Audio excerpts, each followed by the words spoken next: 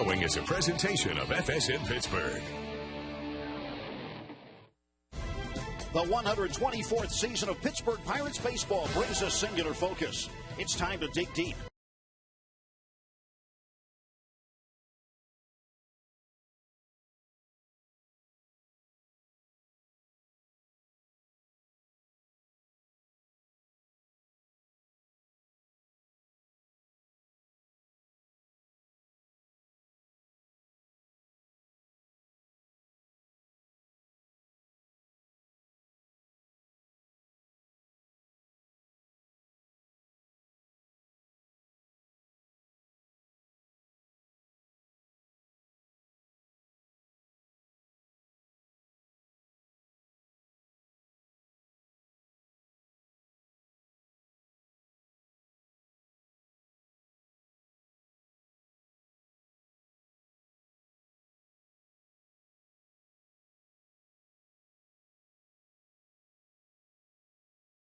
And the Pirates, game one of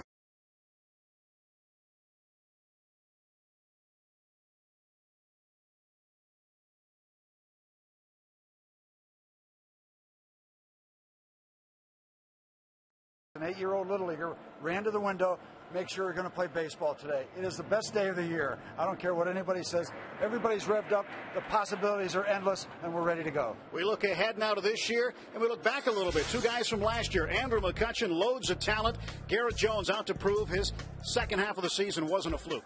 Yeah, absolutely. These are the two guys that really are becoming the foundation, or going into this season, the foundation of this ball club. What they've got to make sure is that they use it as a foundation and go from where they were last year. There's going to be adjustments made to them. They've got to readjust. So we'll hope that they can just use that platform and take off once again from where they left off. The right side of the infield looks completely different. Aki Uemura at second base, and Jeff Clement, converted catcher, the new first baseman. And one of the keys to Aki is that he's healthy. He's running well. We saw him run very well in spring training. So that's a big key, because when he's healthy, he's a very good baseball player. The key is going to be what Jeff Clement does as a defensive first baseman. So the jury is out, but we'll see how it plays out. They have backup plans, but they would love to see him be effective with the glove and with the bat. On the mound today for the Pirates, last year an all-star, Zach Duke. He gets the nod on opening day, and Vicente Padilla, who was a star in the postseason for the Dodgers after being picked up in August from the Texas Rangers. So Zach Duke and Vicente Padilla, the starting pitchers, as we get set to throw the first pitch of the 2010 season. Everybody's ready. Hope you are too. Stand by. First pitch next on FSN.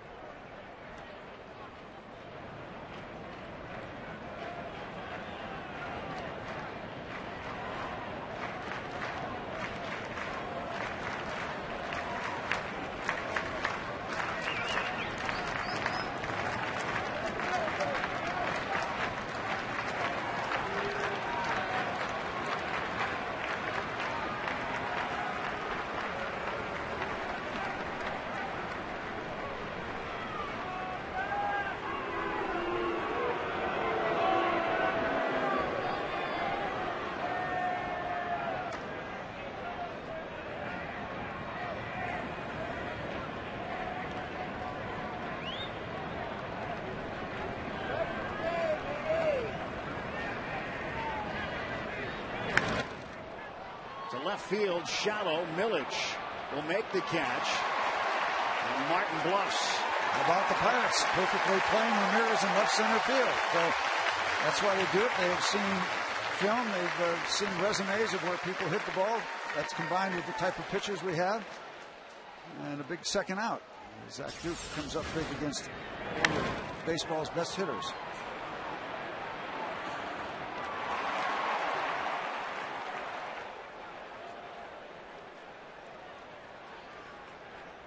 Manny Ramirez not too pleased with that at bat to start the season. Certainly Lastings, Milledge, and the Pirates will take it. 2 down, 2 on. Matt Kemp, another dangerous customer. 297 last year was his average. And the Dodgers went to the postseason.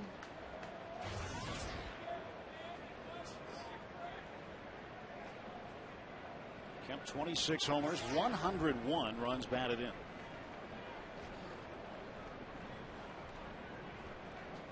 One ball, no strikes.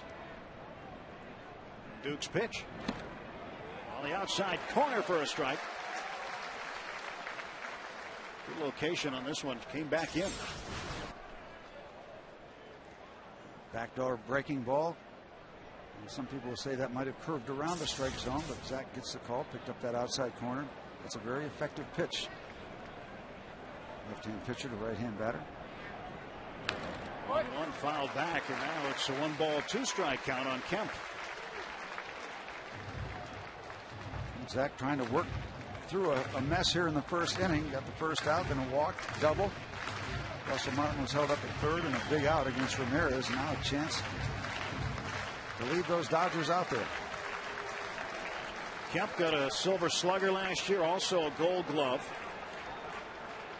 Third Dodger ever to win both in the same season.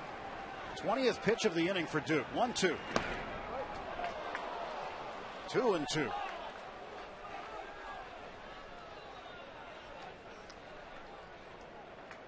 A good majority of these Dodgers homegrown products. Matt Kemp is one. James Loney is one. Andre Ethier is one. Russell Martin another. All came up through the Dodger system. That word pipeline again that we hear. 2-2. Roach can't get it. Martin comes in. Ethier will score, and a 2-out, 2-run single for Matt Kemp. The Dodgers on the board first. Just out of the reach of Andy LaRoche, and we've seen him make this play.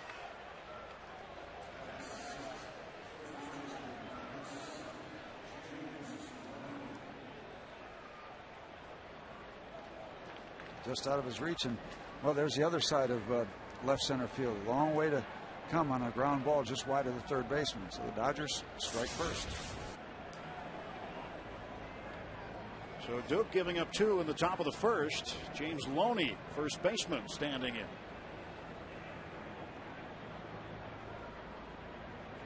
Duke will check Kemp at first base. Jeff Clement over there making his first opening day start.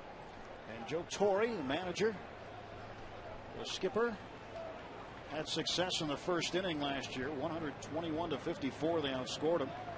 55 times they led after the first inning. 81 times they were tied.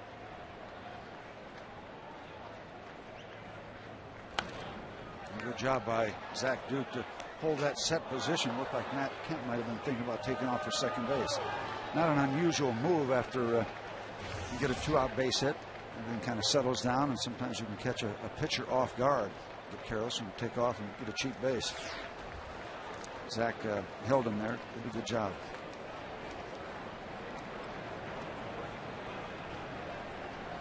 The 0-1 to James Loney.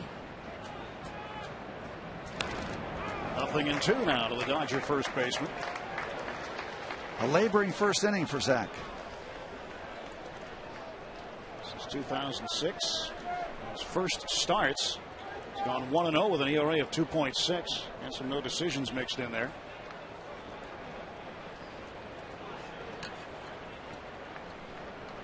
No balls, 2 strikes, 2 down.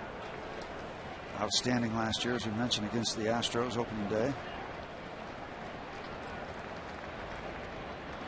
Duke looks in. Loney Then looked over at Kemp, and Kemp has to go back to first.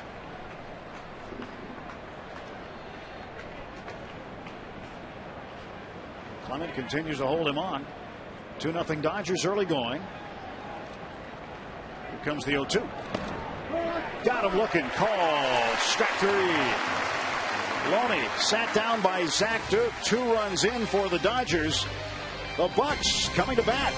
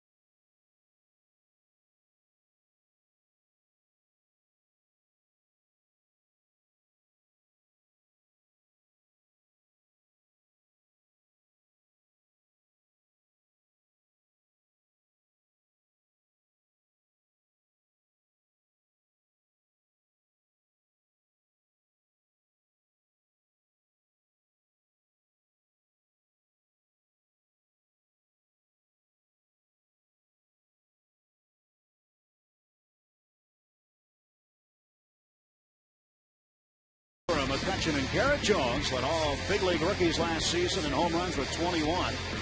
Good slugging percentage too. That will be Ryan Doman in the cleanup spot. Millage, Clement, LaRoche, Duke in the 8th spot, and Ronnie Cedeno batting 9th. The Dodgers in the field. Ramirez, his 17th straight opening day start. Kemp and Ethier. Then Casey Blake, Rafael Furcal, Blake DeWitt starting his 2nd opening day game in the last 3 years. Martin catching. Nicaraguan-born Vicente Padilla. Joined the Dodgers last year, did a great job. He's 4-0. This 32-year-old, 10-year major league veteran. Came over from Texas. He was 8-6 there. Came over, promptly went 4-0 and pitched well for the Dodgers in the postseason business.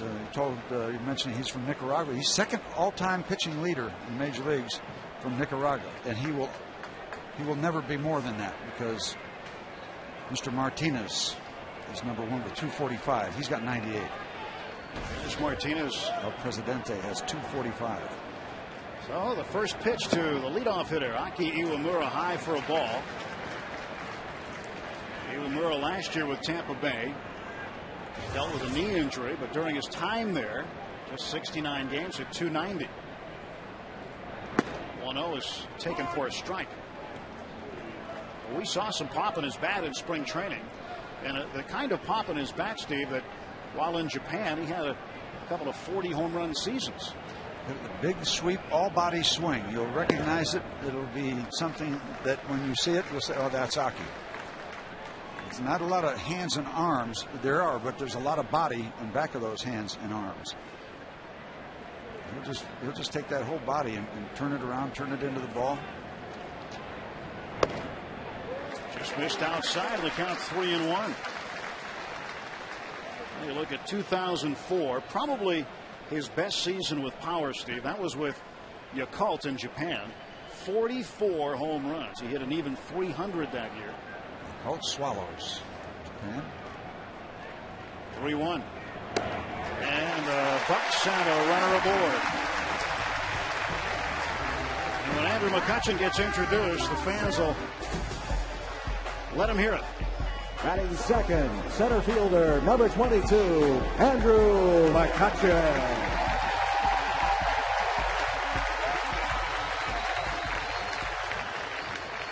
Baseball America's Rookie of the Year last year.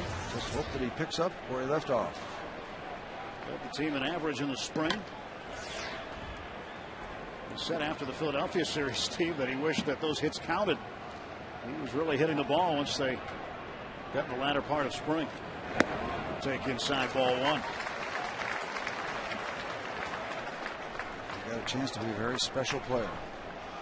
But he, like everybody, knows that 1 year or half a year does not a career make. He knows it very well. In spite of all the attention that he got, not only during the year, but especially in the offseason and in spring training, he's remained very humble. 1-0 from Padilla. 1-1. And that's got to be somewhat of a chore when you're a good player. You went through it as a pitcher, and everybody talks about the expectations they have for you. How do you keep it to yourself and stay humble and stay focused on the job? It's I don't know. For everybody it's different. You just gotta take the flattery with a grain of salt. Say, I appreciate that, but you have to keep a perspective of how difficult it is to stay at that level. You can't just assume it's going to be there. 1-2 now. A lot of work involved. McCutchen hit .351 in the spring. 5 doubles. Had a home run. And Garrett Jones on deck. There's another guy who got a lot of pats on the back in the offseason. So Padilla, 1 ball, 2 strikes. Iwamura the runner at first. Nobody out.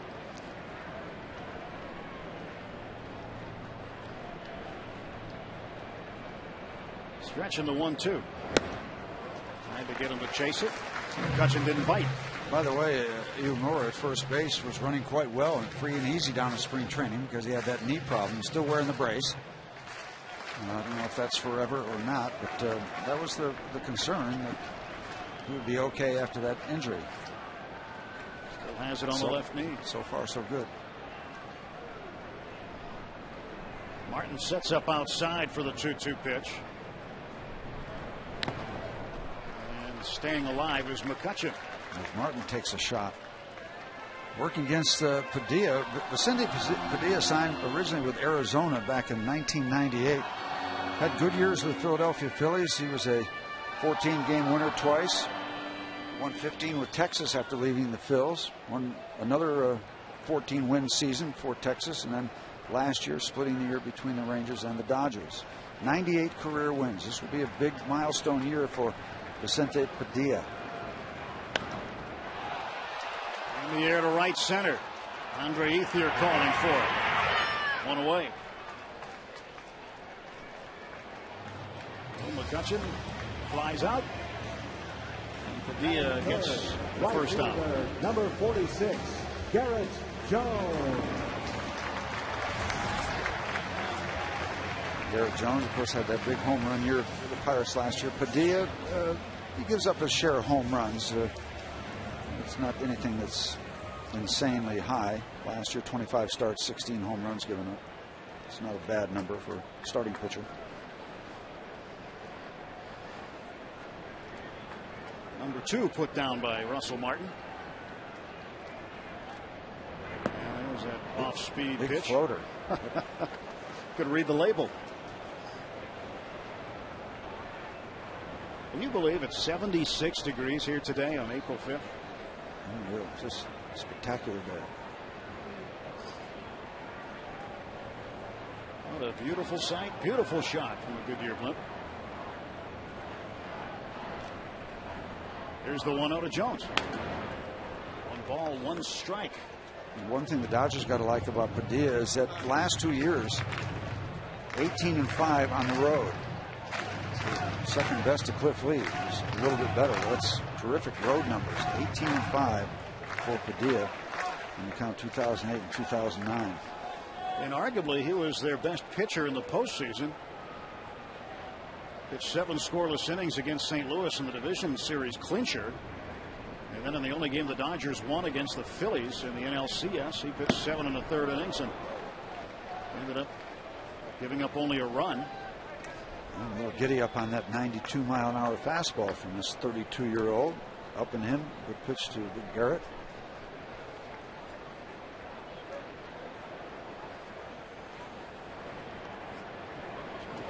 Communicating with Russell Martin. One out, one on, and the 1-2 delivery from Vicente Padilla coming. And Jones hammers it deep right field. You can say goodbye. Splashdown. That's in the Allegheny. And it's 2-2.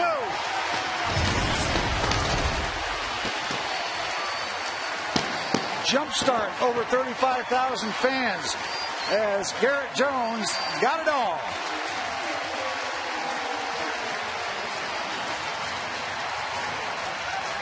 Garrett Jones hit the last ball into the Allegheny River on the 17th of July.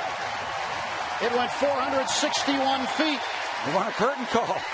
This one was an absolute bomb. And what a way to start the 2010 season for Garrett Jones.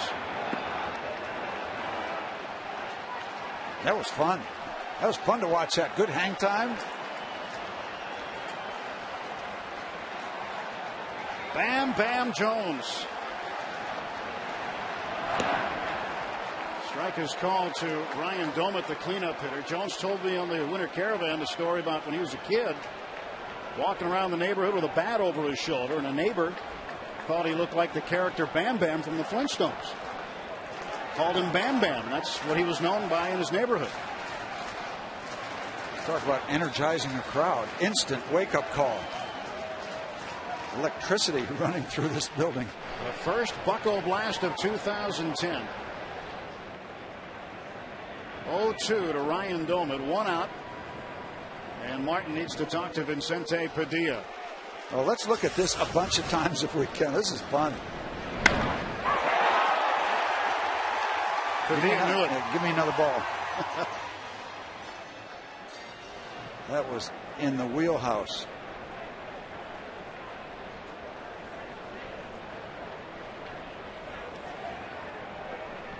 That's a valuable ball right there. That is the 28th ball to go into the Allegheny River. Out of PNC Park. And I have a feeling that won't be the last one Garrett Jones hits. He's got the last two. 1-2 pitch. And Domit up in the air to shallow left. Manny Ramirez makes the catch. And there are two down.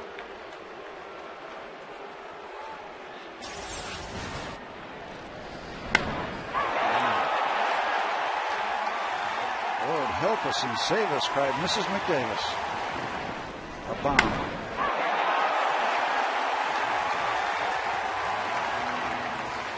Well, it cleared the walkway, as you saw, hit the little grassy hill, and then rolled into the river.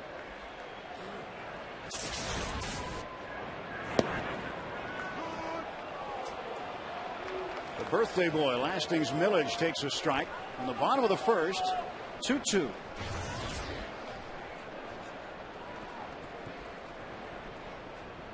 Millage, a chopper toward the middle. DeWitt throws him out.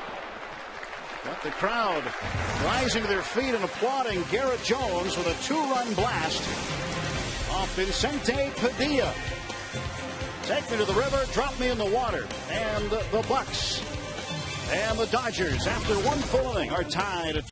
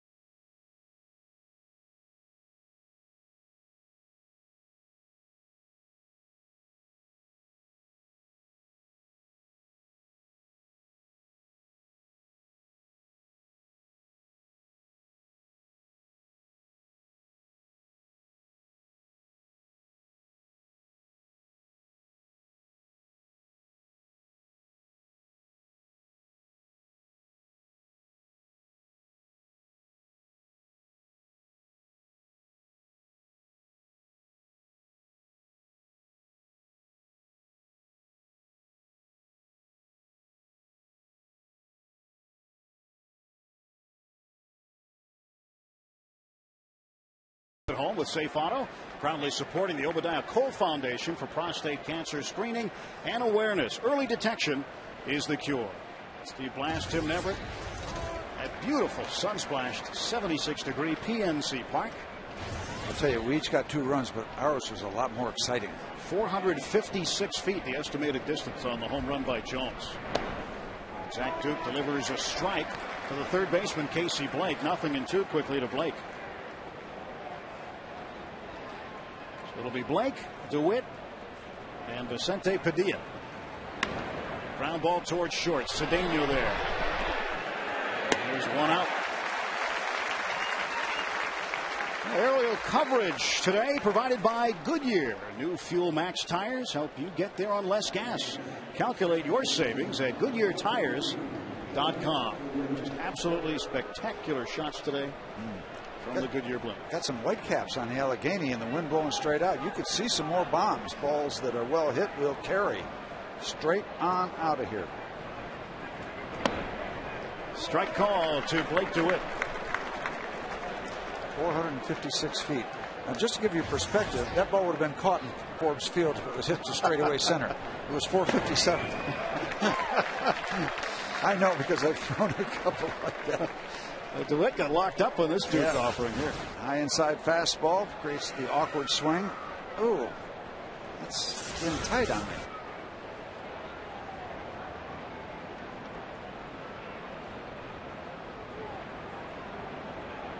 Duke with a long look in, too long for DeWitt.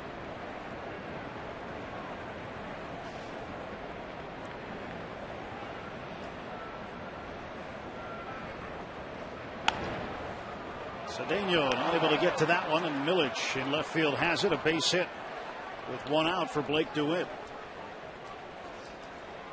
He got tied up with his hands inside this time.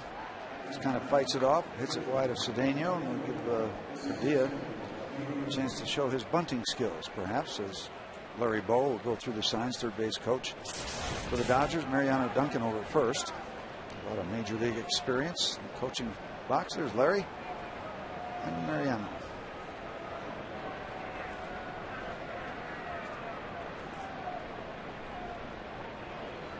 Well, no hat tricks yet.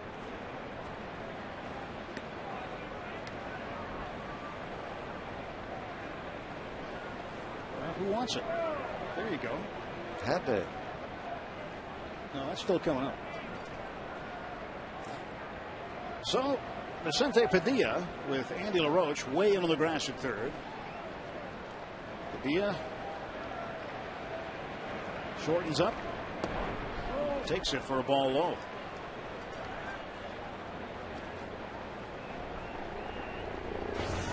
Padilla released by the Rangers on the 17th of August last year. And then on the 19th of August signed a minor league free agent deal with the Dodgers. Nice bunt. Climb at the tag. And down to second goes Blake DeWitt. Back to the top of the order for the Dodgers.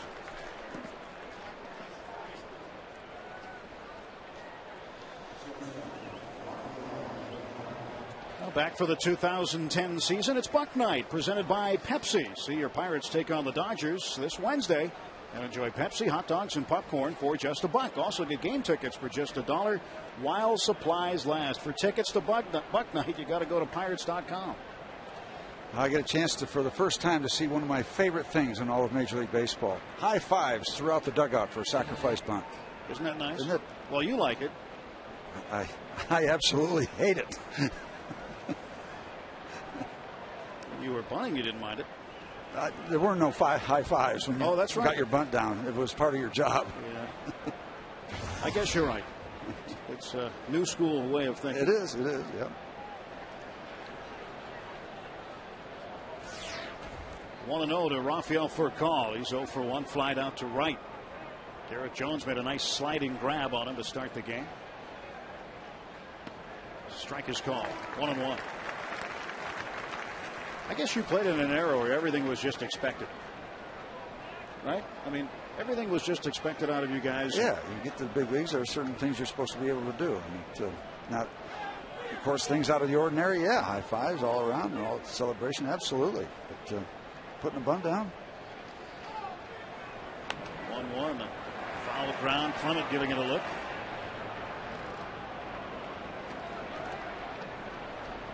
Jeff Clement, former first-round pick, came over from Seattle. Some knee problems behind the plate made it a little tough for him to catch, and Pirates have been working him especially hard at first base. He showed up in Florida early this year, worked extensively with new infield coach Carlos Garcia. Still has a way to go. John Russell describes his progress as just that, progress. Good call, little chopper. Duke will play it. That's it. So for the Dodgers, nothing across in the top half of the second inning. 2-2.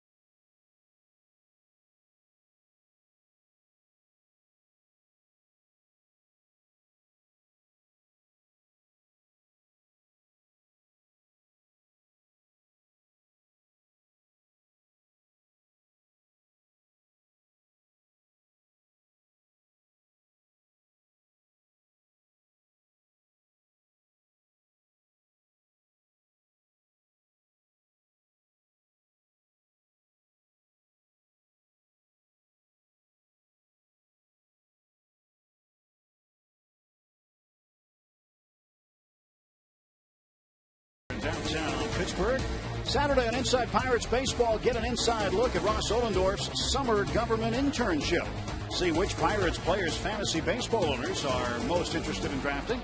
And Andrew McCutchen recalls the story of his 3-homer night. It's all Inside Pirates Baseball, Saturday at 2 on FSN. Vicente Padilla delivers strike one to Jeff Clement. Clement's first at bat as an opening day starter at first base, and he goes to left field and a base hit. That's the way you start your Bucco career. Article last week about Clement saying that it's his bat that's going to help him stick in the big leagues. Nice job. Waits on the curveball, sends it to left center field. Nice piece of hitting. Many times as a major league hitter, you're going to have to take what is available. Can't turn them all around and hit them over the fence. Take what they give you. Andy LaRoche hitting in the 7th spot. Padilla stretch. Ball one. Now, hitting in the 7th spot is one thing for Andy, but now with the pitcher batting behind you, how does that change? I'll be honest with you, Tim. I have no idea what's going on with the pitcher hitting 8th. I mean, they have their reasons. I don't get it. But it would change for him being in front of the pitcher in terms of the types of pitches he may see. Possibly. Yeah, I won't concede the whole deal. I understand what you're saying. Maybe his walks go up. Yeah. Yeah, we shouldn't see as many good pitches, perhaps. But there's another side of that coin, too.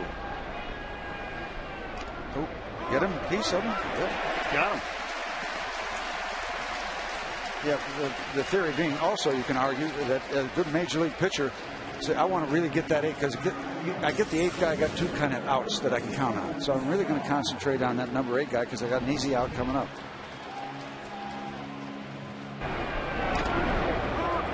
In this situation, nice that Zach has a chance to move him over. I guess my question is, if it's such a good thing, why isn't everybody doing it?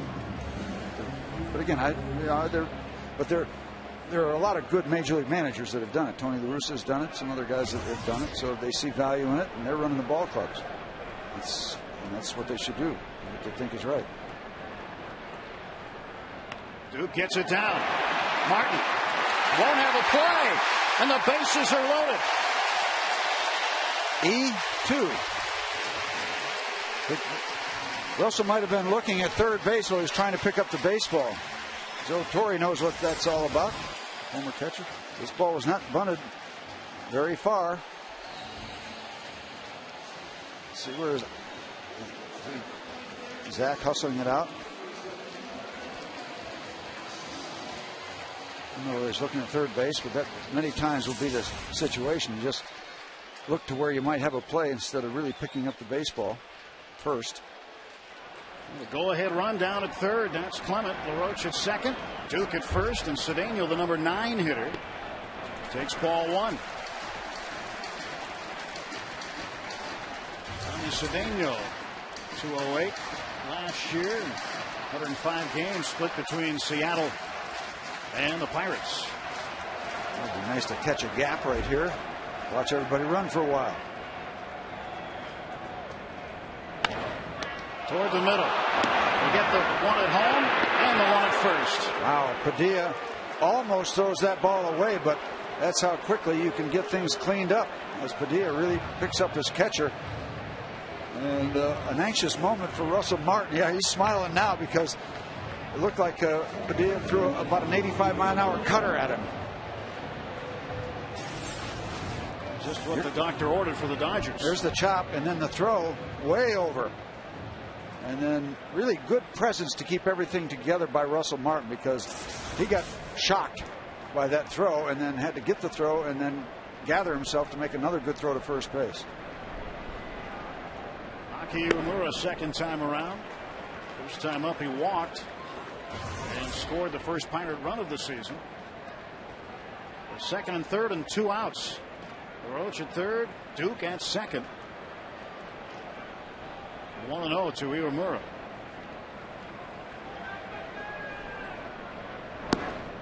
Now it's 1-1.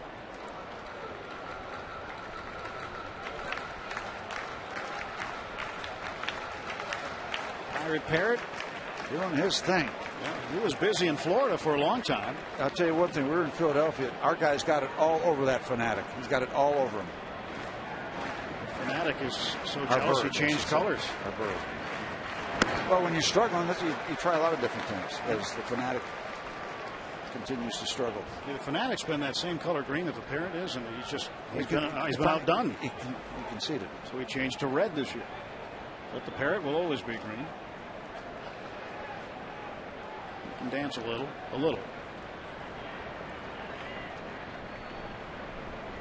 2-1 coming to Aki. Count even.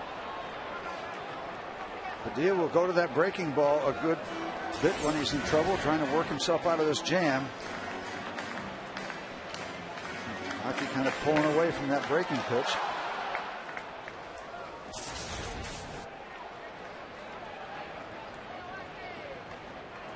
Runners off second and third. And Padilla's 2-2 to Uemura. Have another. I get a chance to do an interview show, Coach's Corner, on Thursdays when the Pirates are in town. So I'm going to have a long talk with Don Long about the hitting style of Aki Uemura. Be interesting. I want to learn something about this approach. Oh, it works because he has the same approach as Ichiro Suzuki. So yeah, it works. Looking forward to having a chance to talk with Don about it. Still a chance to take advantage of the opportunity. Bases loaded, nobody out, but the Dodgers turned the double play 1-2-3.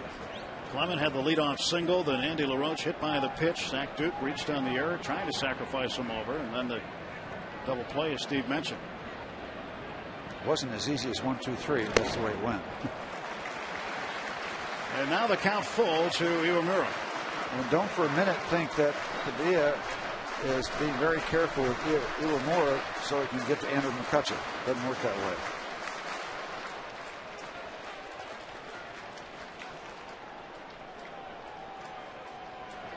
Even though it would give him a righty-to-righty matchup, I think he'd rather get his work done against the Pirates' second baseman.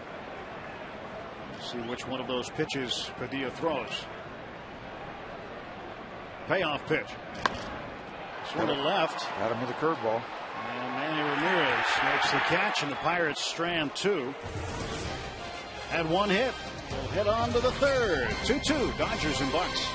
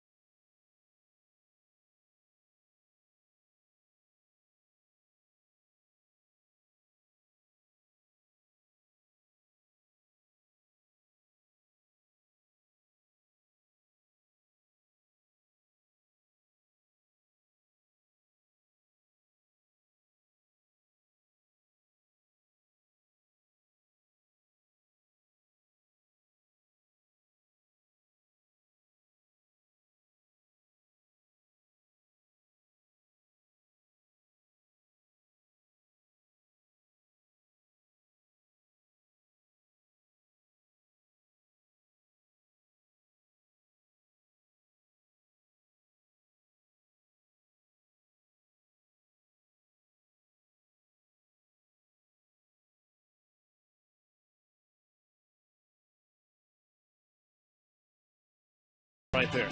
Very nice. Top of the third, 2-2. T-shirt Thursdays are back. Pirates fans, don't miss the first T-shirt Thursday of the season.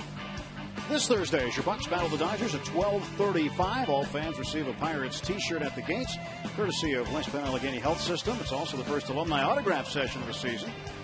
Pirates.com for tickets. Vern Law, Rick Russell, and Manny Sanguillen will be signing autographs. Everybody needs a new T-shirt. Bobby Crosby was the model there, newcomer. T-shirt can even be used as a hat on certain days. Looking forward to seeing Vernon Law. Some sad news Saturday. My old catcher, one of my old catchers, Jim Pagliarone, passed away. Lived a lot of his life out in Grass Valley, California. That's a good man. It's saddened to hear that news. Dodger catcher Russell Martin walked in the first, scored a run. Starts the Dodger third. Long strike. 1-1.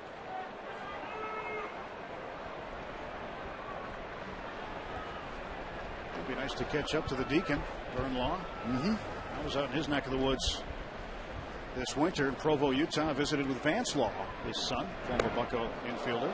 One of many sons. And it was the same time I asked Vance, where's your dad? He said he's at fantasy camp with Steve Blass. Still throwing batting practice at whatever age Vernon is. He's not a youngster anymore, but still in terrific shape. The 2-1. 2-2. I just received word, Pete telling me that an old nemesis of mine passed away at 72. Mike Cuellar, who I pitched against twice in the World Series. Great major league pitcher, great career. Mike Cuellar. Friday he passed away. Cuban native with that great screwball. But what a staff the Orioles had. Oh, 420. He was one of the 420 game winners with Jim Palmer, Dave McNally, Pat Dobson, Mike Cuellar. You'll never see that again. Cedeno throws out Martin, and there is one away in the third. When's the last time you've seen a catcher in the number 2 spot? Usually that's kind of a speed, bat handler kind of guy. And Russell Martin, kind of a lingering groin injury, but there he is in the number 2 spot. I have to ask Joe about that. I was talking about Mike Cuellar. One of his teammates, Jim Palmer, had a great quote. I thought that did a nice job summing up his pitching ability. He said that he was like an artist and that he could paint a different picture every single night.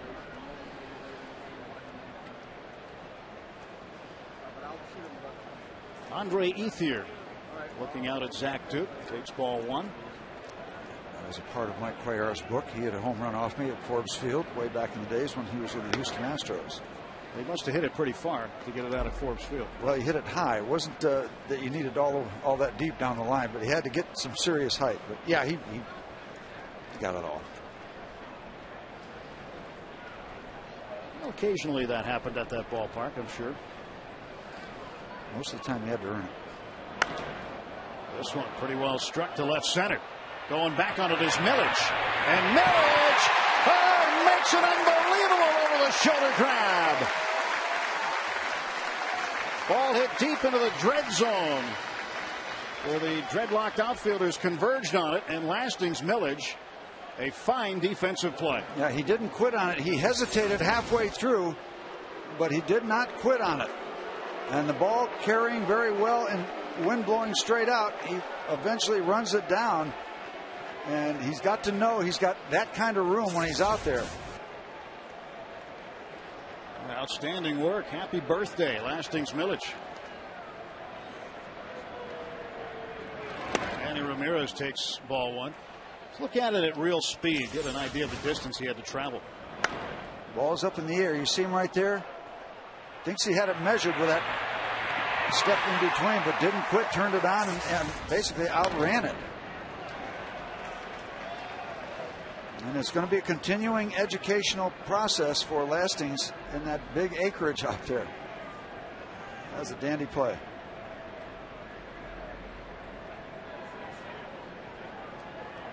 One and one to Manny Ramirez.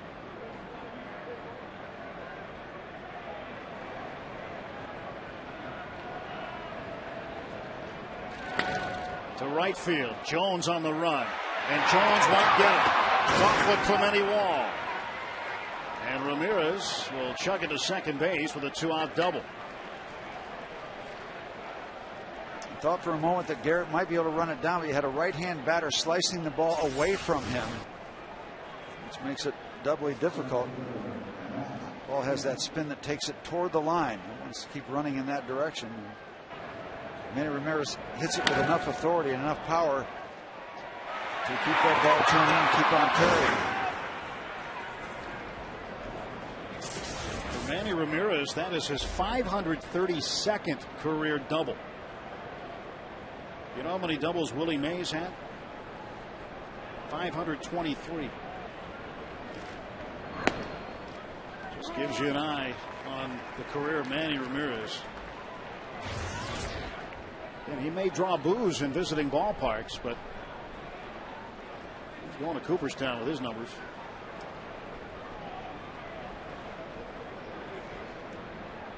15th all time in home runs. He'll move up the list this year. Hard to fault a guy that can draw boos. People know who you are. That's for sure. Matt Kemp, who had a 2-run single in the first inning. 1 ball and 1 strike. Where'd they boo you the most? In the neighborhood, because they knew me better than anybody else. Backhanded by LaRoche. Long throw. And that's the inning. So Ramirez double is wasted. LaRoche, good play to end it. At the bottom of inning number 3. McCutchen, Jones, and Domet due up.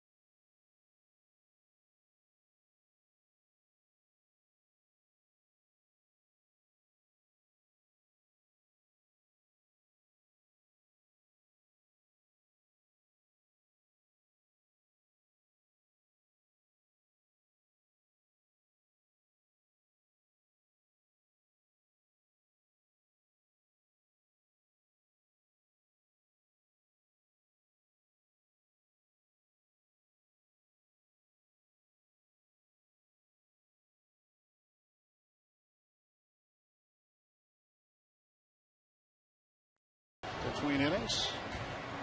Joe probably has to like what he sees so far to Zach Duke. A couple of zeros up after the deuce the Dodgers put up. It's Andrew McCutchen, second time around for him. He takes a strike from Vicente Padilla. McCutchen flied out to right field in the first inning.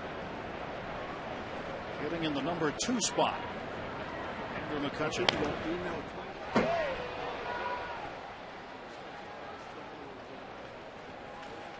Our Barrel Automotive League leader stat.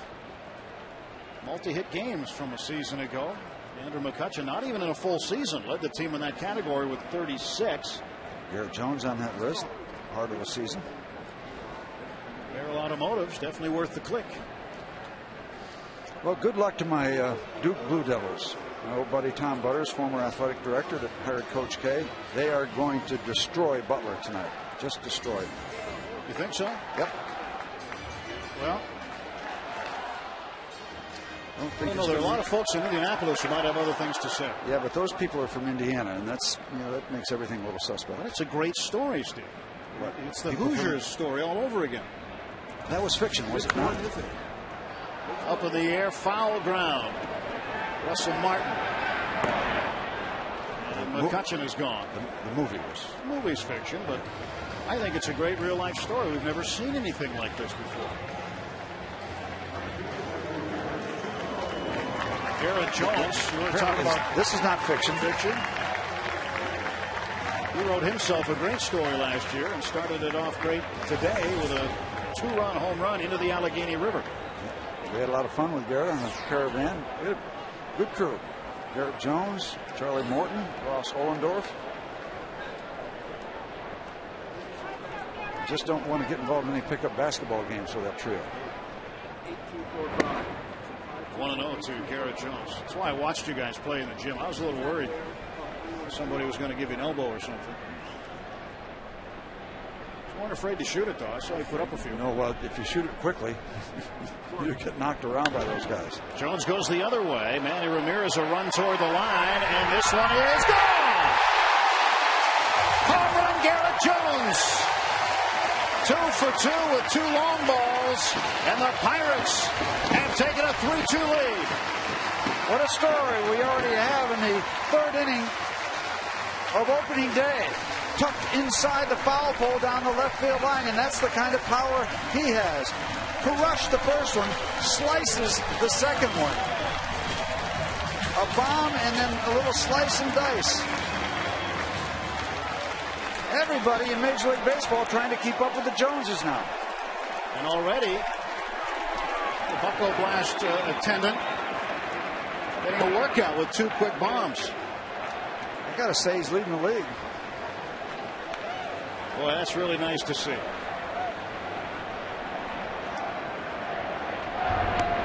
Who doesn't like the long ball? I can hear the fans chant, Garrett Jones, Garrett Jones. That's fun.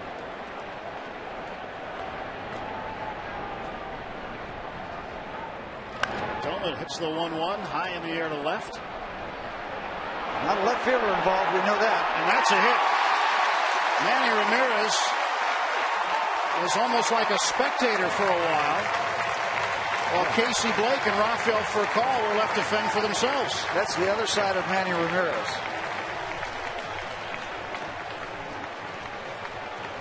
He was not a factor in that ball that was hanging up there for a long time. That's going to be a tough play for any left fielder, to be quite honest. That's a long trip. So pretty much Ryan Doman hitting that ball into no man's land.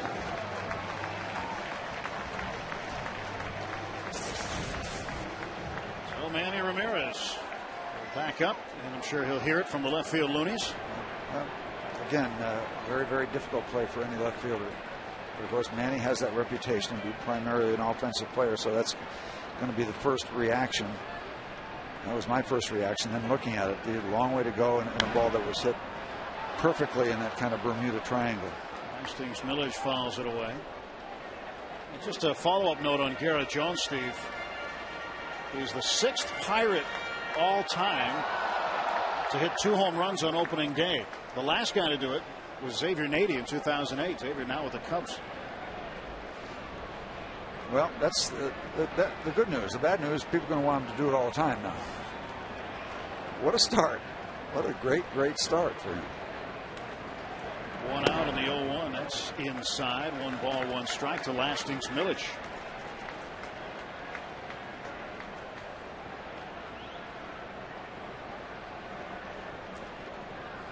Garrett Jones hitting in there.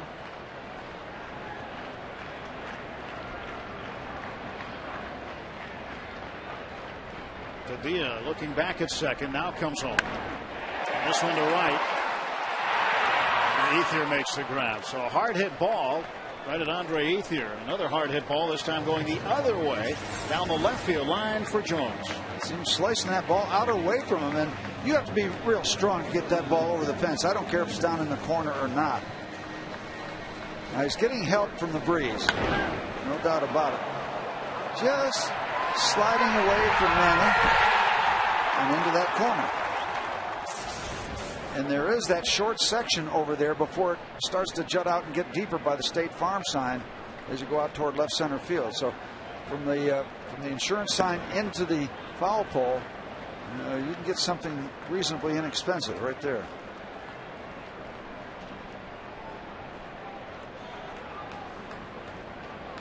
Good ticket to have on a day like today if you're a fan. Any day. 1-0. Clement takes a strike. Jeff had a hit his first time up. Yeah, there they are. They'll be out in force throughout the summer. Ross Morgan and his band of left field loonies.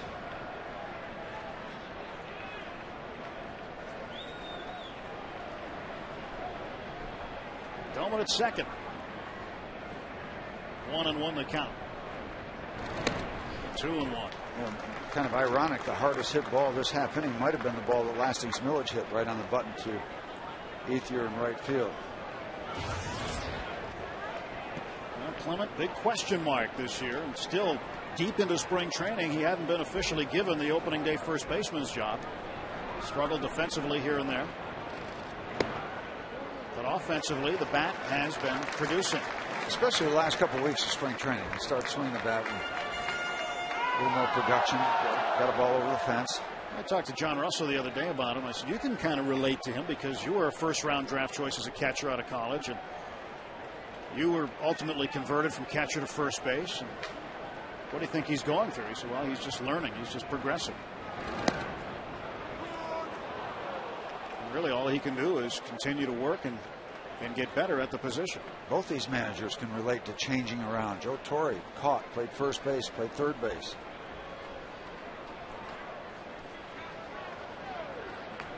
Full count to Jeff Clement. Joe, his third season as the Dodgers skipper. Payoff pitch from Padilla. Called strike 3, just nipping the outside corner. But the Pirates end up going in front off Vicente Padilla as Garrett Jones bombs away one more time. That's 2 for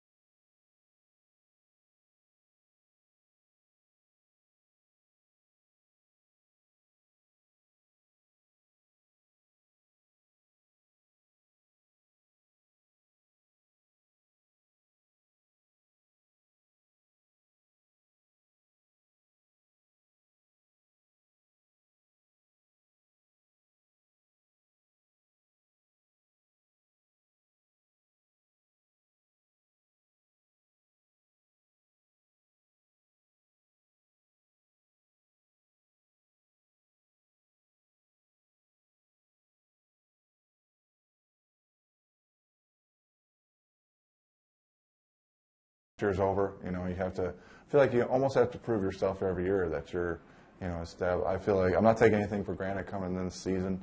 You know, there's a lot of competition, so you know, I'm going in there showing that I deserve that spot and earn it.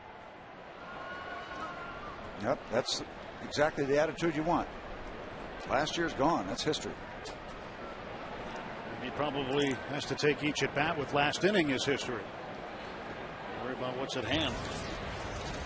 3-2 Pirate lead, top of the fourth inning. James Loney to lead off for Los Angeles. But we don't have to do that. We can really enjoy it. We have videotape. Yeah. We can look back as much as we want. Exactly. Along with Steve Blass, I'm Tim Neverett. Happy opening day, everybody. Great camper to an Easter weekend and spectacular weather here in Pittsburgh. Loney went down on strikes in the first inning. 2 balls and no strikes. Zach wanted to show him the hook. First 2 pitches, just missing a little bit outside.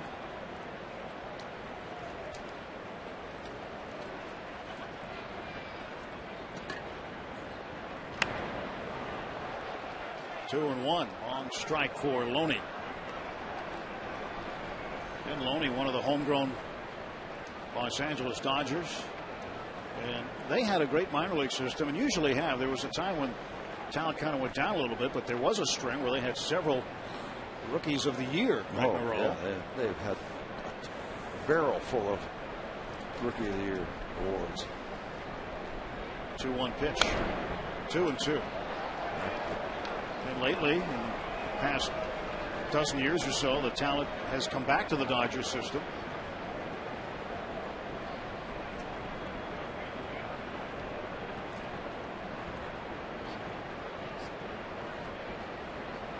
Two balls, 2 strikes. Duke ready to go on the hill. Another breaking ball. Delivered by Zach. One of the left field Loneys staying alive.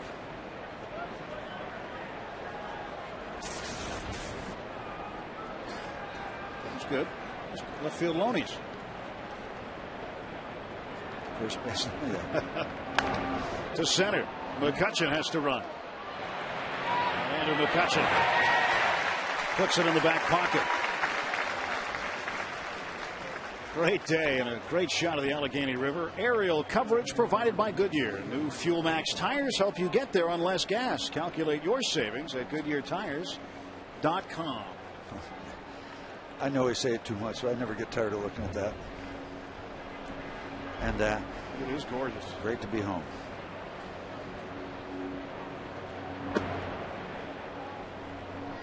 From the Manatee River to the Allegheny River, where we've been the last month down in Manatee County and Bradenton, spring training. A lot of good things to say about both.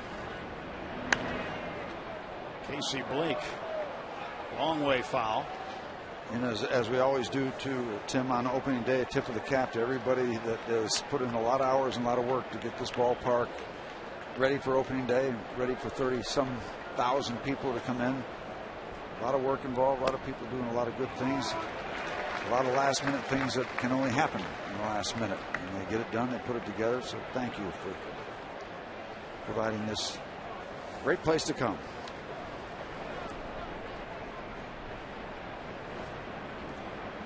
The 1-2 pitch. Foul back. I was talking to guys at the security desk the other day when we got back from Philadelphia after the last exhibition game, and I said, "Y'all ready for Monday?" They said, "We've been working hard for the last month." They said, "That was our spring training." Everybody here has been running around 100 miles an hour getting everything done, and they've done a wonderful job. 1-2 to Casey Blake. Ryan Dolan wanted to check with Larry Vanover down at first, but no need, said home plate umpire John Hirschbeck. Count even 2-2. It's 2 of them. Mark Carlson working second base, and at third base Alan Porter, the men in blue on opening day. 2-2 pitch. Alan Porter worked the 2-game exhibition series in Philadelphia. He has seen a lot of the Pirates lately.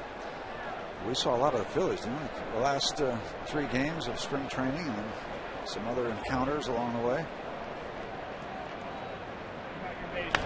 2-2 to the left side. Cedeno. Can he get him? No. Good effort by Ronnie Cedeno. Throw just up the line. A very difficult throw to make. And Casey Blake is aboard with an infield single.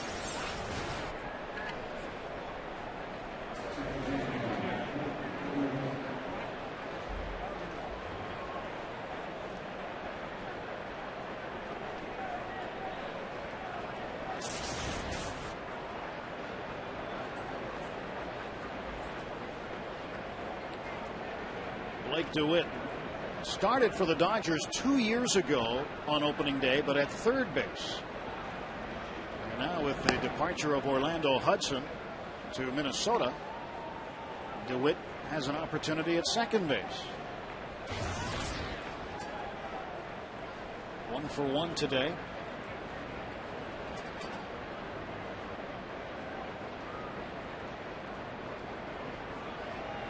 Here's the 1-0 coming. I've seen a lot of breaking balls from Zach Duke, or what I think the ratio is pretty strong in that direction. And if that's accurate on my part, then what that tells you is that Zach Duke, in looking at film and looking at the history of a lot of these Dodger hitters, feels like he's facing a pretty good fastball hitting team.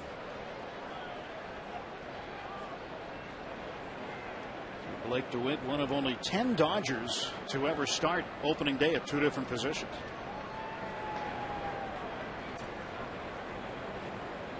One pitch to right field, and that'll get down for a hit. Blake will turn second, head for third, and with 1 out, the Dodgers have runners on the corners. Curveball cost Zach that time. Slow curveball that DeWitt waits on. Gets himself a base hit.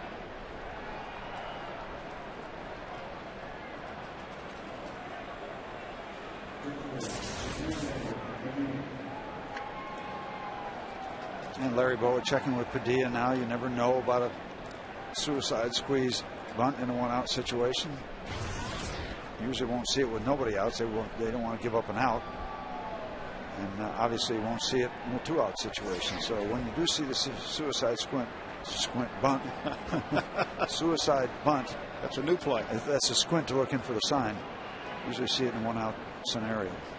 Throw to first. I was trying to see if they can catch any early indications. You also have the option, of course, of Padilla just putting the bunt down and move the guy from first to second. Standard sacrifice bunt. Runner at third will just kind of check things out. Pitch to Padilla. Yeah, that's the regular sacrifice. He gives himself up, and now the Dodgers, with 2 outs, have 2 men in scoring position. Blake at third and DeWitt down to second. So a pair of successful sacrifices in 2 at-bats for Vicente Padilla. Now Zach Duke needs to get himself a big out here in the 4th inning. He's got himself a 1-run lead, very skinny lead. And it has been somewhat of a labor for Zach. He's not had a 1-2-3 inning. With a chance to leave 2 runners in scoring position. These are situations that are going to come up a lot for a starting pitcher. Getting yourself out of these jams. Getting out of jams. Rafael Furcal, first ball swinging, grounds it to Cedeno. That's the inning. Nice work. Zach Duke and the Pirates strand a pair of Dodgers through 3.5. The Bucks lead by a run.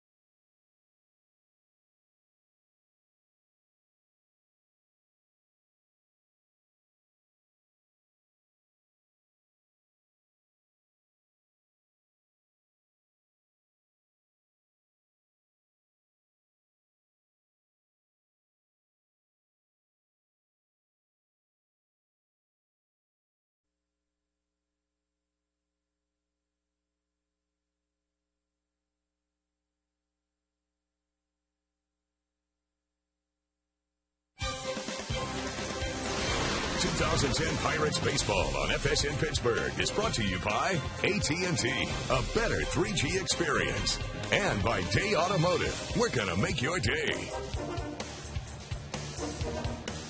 Good shot of the Duquesne incline. Going up. The Bucks hope to go this year. Up, and up some more. Time to check out our Day Automotive this day in baseball history. April 5th, 1974. Richie Hebner hit 2 home runs in the season opener. But the Pirates fell to the Cardinals 6-5. That's our this day in baseball history. Thank you to Day Automotive. And maybe next year we'll be looking at a different The Hacker. this day. The Hacker.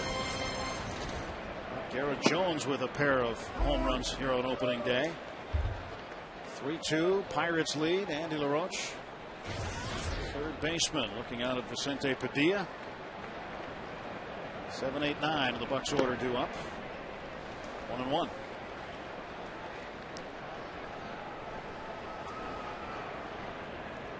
Be a great day to sell some sunscreen in the stands, wouldn't it?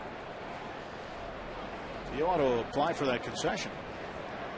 Good idea. 1 and 2. Probably want to work it in left field today. Oh, wait a minute, Terry.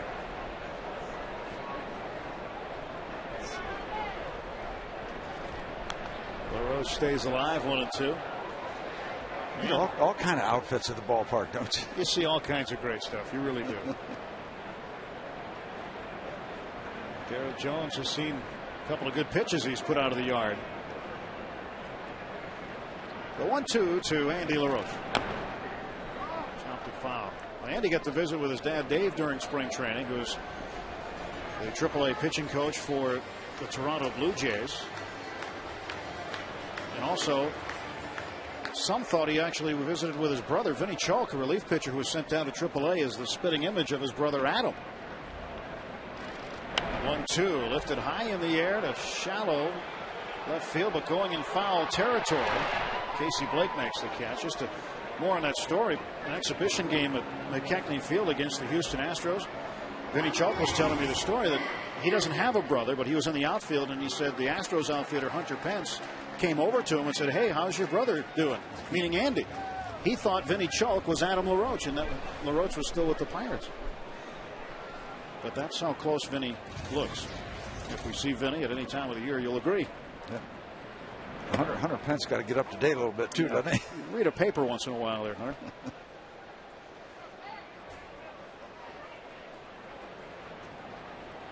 Zach Duke. Sacrifice and an error charged to the catcher Russell Martin when he tried to sacrifice Clement and LaRoche over in the second inning. That loaded the bases with nobody out, and then Cedeno came up and hit a comebacker to Padilla, and they got the double play, 1, 2, and 3. But Duke's not afraid to hit. 4 spring training at bats, 3 for 4 with 3 doubles, and all 3 doubles hard hit and off the wall. We saw him do it the last time a week ago Wednesday in Lakeland against the Tigers. He goes the opposite way down the left field line, and that is going to be a foul ball. And I joked with John Russell the other day. I said, "Are you going to consider moving Zach Duke up in the order the way he's hitting?"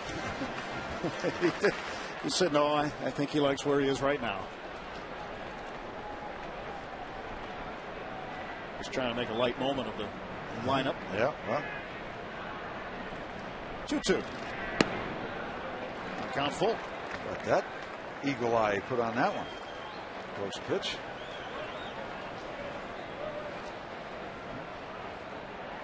Duke coming off an all-star year.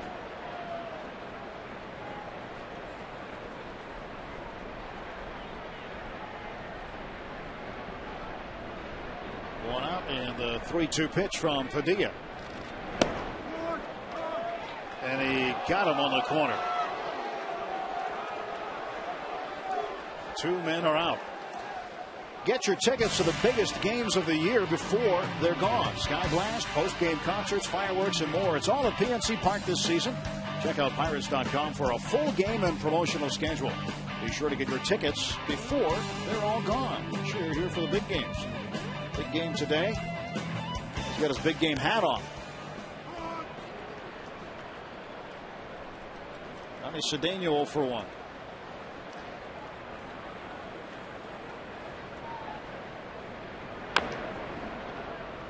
Now behind in the count, 0-2. Padilla wants a new baseball. Kind of a deliberate approach. He's in no real hurry. Cedeno making his 5th appearance on an opening day roster. His first with the Pirates. He's also done it with the Cubs and the Mariners. Came over on the 29th of July last year.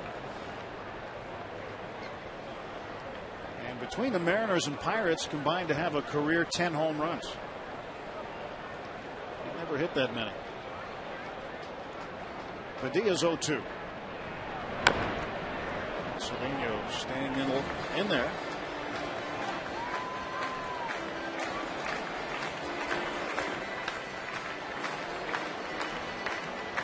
He's picking up 1960. It's been 50 years since the Pirates won that world championship in exciting fashion. Exciting being a very understated word. There are still a lot of Yankee fans that have a problem with that whole thing. Thinking that because the numbers are better, they should have been awarded the trophy. 1955 was the Dodgers' first title. In fact, when they were in Brooklyn in '55, that was the last time they had an opening day game against the Pirates. It's the first time in Los Angeles Dodger history they have opened with the Buccos.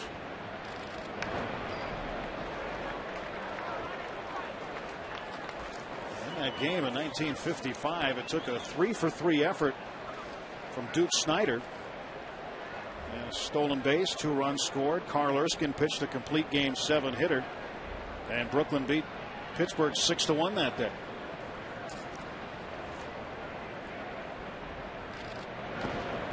One and 2 to Ronnie. New York Daily News used to call him Oisk, Oiskin, instead of Erskine. All those names for those guys. 3 major league teams in New York: the Yankees, Giants, and the Dodgers. What a bat! Ronnie Cedeno. Well-earned base hit for the Pirates shortstop. Kept on fighting and fighting, and now he's at first.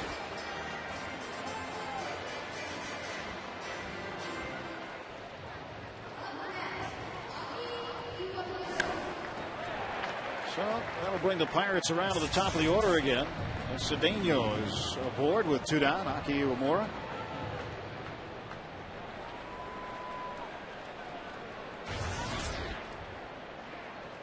Iwamura, multiple times a Gold Glove winner in Japan. Martin setting up outside for Aki. The pitch came back over the middle, so I don't know if he hit his target there, Steve. Sometimes you don't hit the target and you still receive some good news.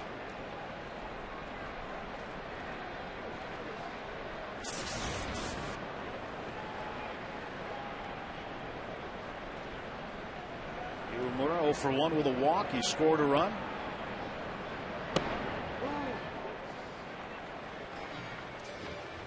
Vicente Fedinaz threw his 75th pitch.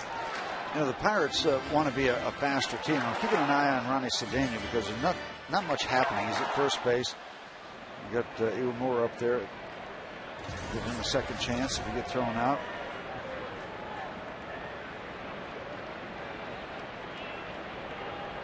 Cedeno off of first in the 1-1, and Aki takes it on the corner. John Hirschbeck has been giving both pitchers that side of the plate. I was just thinking about that, the third base side of home plate. And Padilla will kind of throw the ball with a little fade on it. Not a sinker, not a screwball, but have a little life going away from the left-hand batter.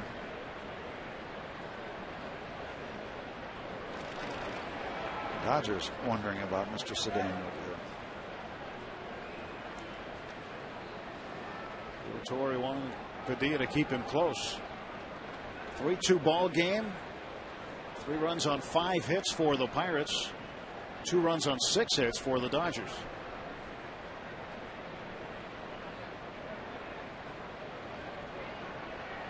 One, two, coming to Aki. There goes Cedeno. Pitches low for a ball, and Cedeno has a stolen base. Thought he might be thinking about that. Really not all that much at stake. Now you got a chance maybe to get a cheap run, keep things going.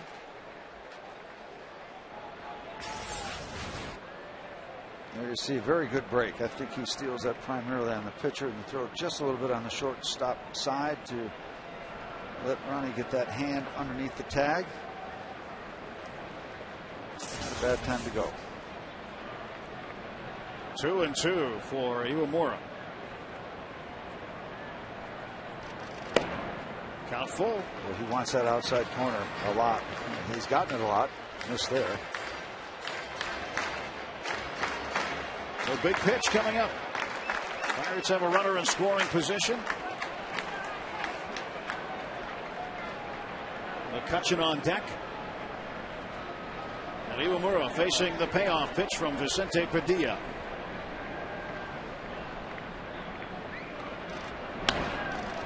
It's out of play. Using that sweep swing to stay alive. Incorporates a lot of body into the swing.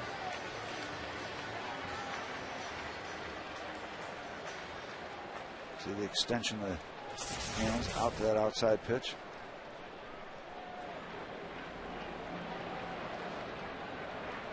Again, Padilla and Iwamura face off. 3-2.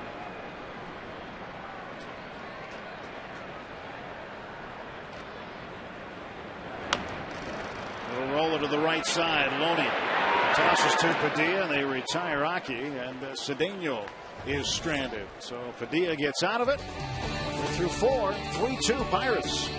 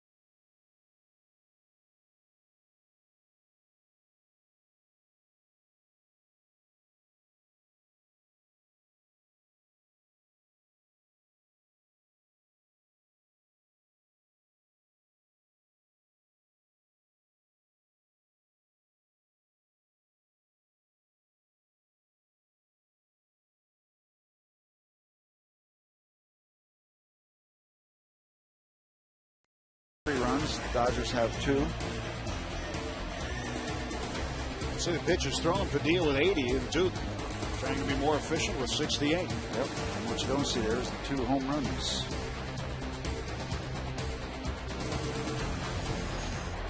Zach Duke on the hill, ready to start the top half of the 5th inning, and he will face 2, 3, and 4 in the Dodger order. Russell Martin, the catcher, Andre Ethier, the right fielder, and Manny Ramirez, the left fielder. Yep, both these pitchers keeping their ball clubs in the ball game. Martin, first pitch swinging, and he's into the right field corner. And he will have a leadoff double.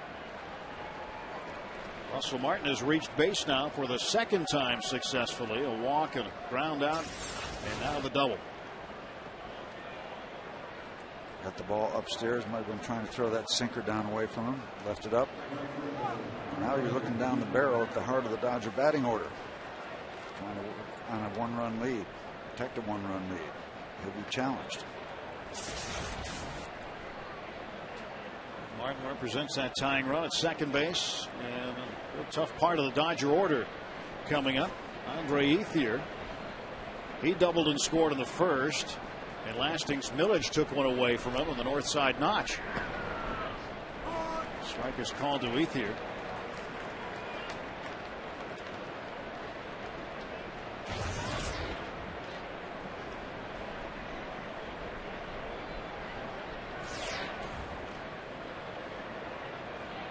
Duke ready.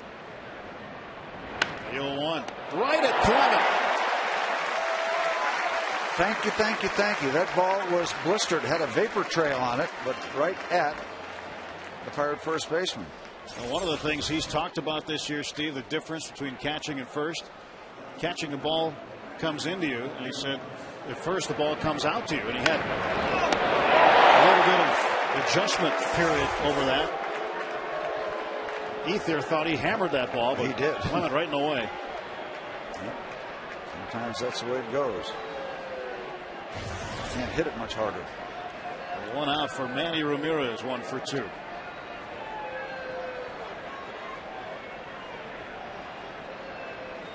Russell Martin, the runner at second base. 1-0 to Ramirez. I'll tell you, you better be positioned properly if a guy's going to hit that ball that hard, because if you have to move, you're not going to get it. It was just tattooed. But they had Jeff perfectly placed.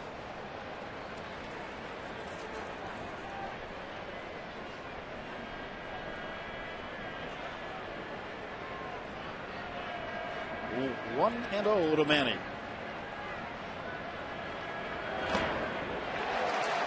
Duke gets a strike, 1-1. Looked like the curve ball. Down and in. Far enough down, far enough in. Yep.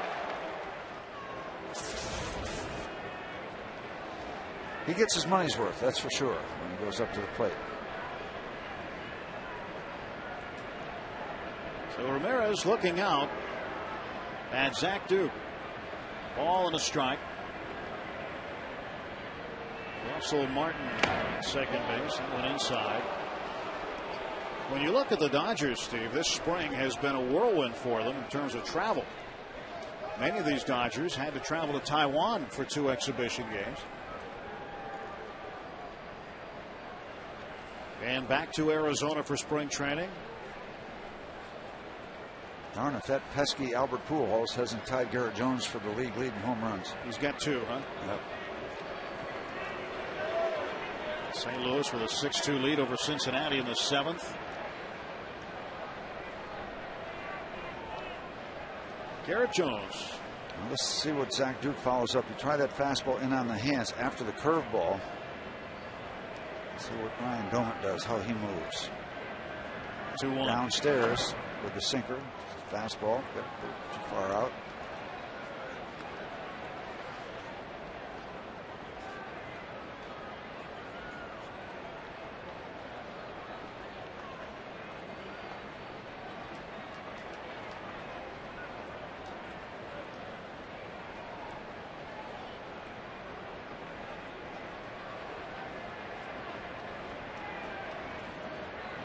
Three balls and a strike to Manny Ramirez. Duke's pitch. Breaking ball. Got him. That's strike 2. So Manny Ramirez, watch that one float in there.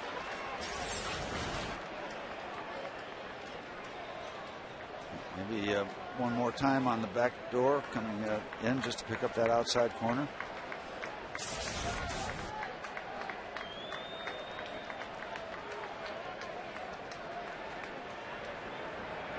Three-2 to Ramirez. Duke looks back at Martin. Wants it way inside, way inside. To Cedeno. He holds Martin. Now they got him hung up. LaRoche will try to run him back. It's going to be Cedeno who'll get the put out. And Ramirez stuck at first. Well, base running mistake by Russell Martin. They not only make him pay for that mistake by getting him out in the rundown, but they made him run a lot. Here's a guy that's coming off a groin injury.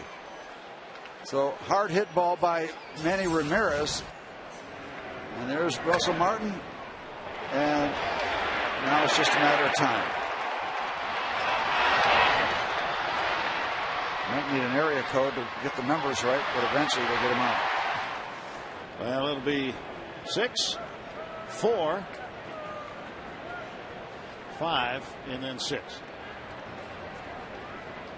Okay. With a fielder's choice for Ramirez. Well done. Perfect day today in Pittsburgh for opening day. Aerial coverage provided by Goodyear. New Fuel Max tires help you get there on less gas. Calculate your savings at GoodyearTires.com. What a beautiful scene. Thanks to the boys in the sky. Matt Kemp takes ball 1. 1 ball, no strikes. All the youngsters that you talk to, they love to play these games where they get the guy in the pickle with a rundown, play rundowns. It's fun to do. Then you kind of take the wind out of their sails when you tell them the ideal number of throws in a rundown is 0.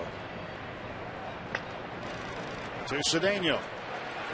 And that's going to retire Ramirez at second base. So the leadoff doubled for Knott. Halfway home at PNC.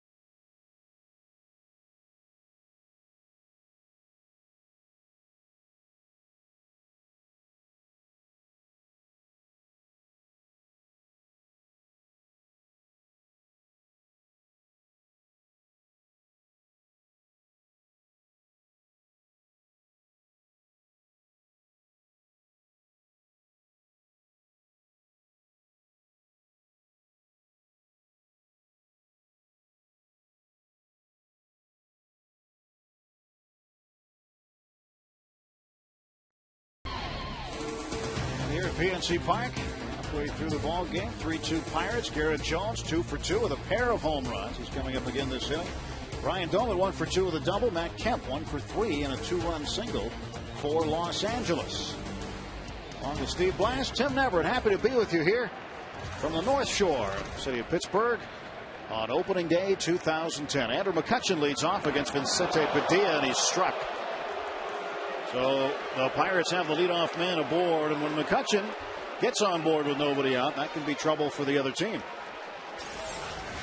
No getting out of the way of this one. That was a chaser. Got him right under that small C. Garrett Jones.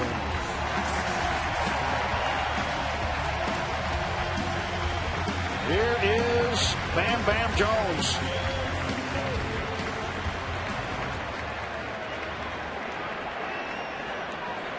See if he can tie Andrew McCutchen's work we saw last summer. Andrew went downtown 3 times. He's never hit 3 in a game. There goes McCutchen. Pitches a ball outside, and McCutchen in with an easy steal of second. Yep. As they like to say, the big payback. That is stolen base number 1 of what we expect to be many this summer. Good job by Andrew. He just really instant acceleration. And don't get careless with him at second base. They play Jones well up the middle so the shortstop can keep track of him. Jones does his job. Moves into the third base. Jones now 2 for 3.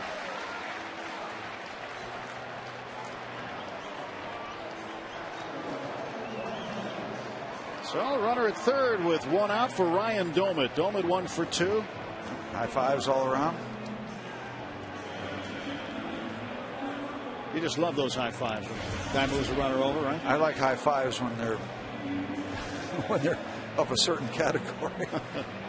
He did his job. He did his job. What he was supposed to do. The rest is details. Switch hitting catcher Ryan Doumit with Andrew McCutchen at third. McCutchen hit by a pitch, stole second, moved over by Jones, ground ball to first. Dodger infield is drawn in. See if we can get that cheap run. Get it out of the infield.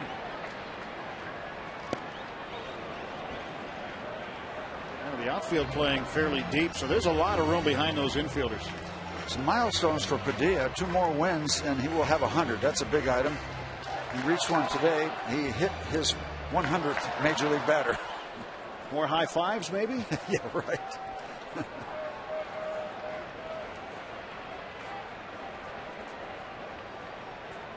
46 career home runs for Ryan Doumit.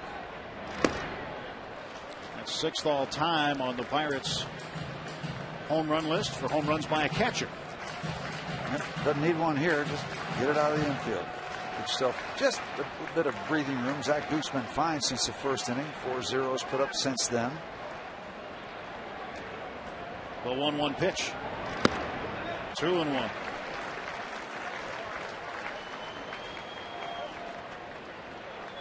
Comfortable day in the respective bullpens. As you might expect, 3-2 ball game, both starters huffing and puffing along.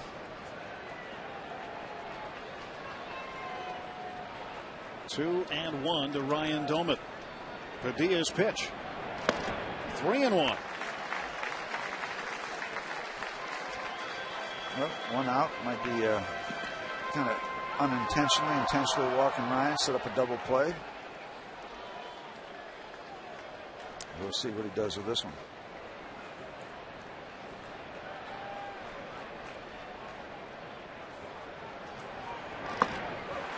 Runners at the corners and 1 down. Intentional walk. We'll see if Rick Honeycutt comes out, the pitching coach for the Dodgers. Here he comes. Activity in the bullpen to let that activity begin. Ryan Doumit at first base. A key to his season is going to be staying healthy. I don't want to play conservatively. I don't want to play like, oh, I'm afraid of getting hurt, because it's just not my nature. But but on the same token, I kind of feel snake bit here the last couple of years, where you do everything right, you come in great shape, and you try to do by the book everything right, and then you get a ball off the thumb, it breaks your thumb, or you take a swing and you break your wrist, and it's just one of those things where I want to get over that. I just want a full season and see what I can do. Yep. Very aptly put by Ryan. Ryan's kind of old school. I think Ryan Doumit could have played in just about any generation. I mean that as a very high compliment. Number 35 would be Ramon Ortiz. Not Russ Ortiz, Ramon. And by the way, the Dodgers are a man short, a pitcher short. Ramon Troncoso is with his wife, as she is expected to deliver a child. So the setup man for the Dodgers not in the building. Lastings Milledge is 0 for 2. McCutchen the runner at third, Doumit at first. Padilla, first pitch to Lastings Milledge. To the right. And that ball is going to be fair. McCutchen scores. Doumit will be held at third, and a run-scoring double for Lastings Milledge. It's 4-2. And counting, hopefully, as the Pirates set up shop with a 2-run lead and 2 runners in scoring position. Hit that sliding ball down the right field line. Didn't know it was going to slide too much the same way Manny Ramirez hit a ball, but this one closer to the line, and the Pirates cash in. Dodgers will have to bring the infield in, and they'll amp it up a little bit out in that bullpen in left center field. And now they will walk Jeff Clement. Clement will be intentionally walked to get to Andy LaRoche, the former Dodger. So Clement will be intentionally walked. That'll load the bases. The third wide one right here. And a big spot for Andy LaRoche midway through the ball game. Bottom of the fifth. One run is in. And Andy LaRoche, Dodgers gave up on him, and well, he made them pay last September 28th. All career highs for LaRoche. Our PNC achievement: 5 hits, 2 home runs, and 6 runs batted in, crushing the Dodgers that day. That's our PNC achievement, brought to you by PNC, for the achiever in us all.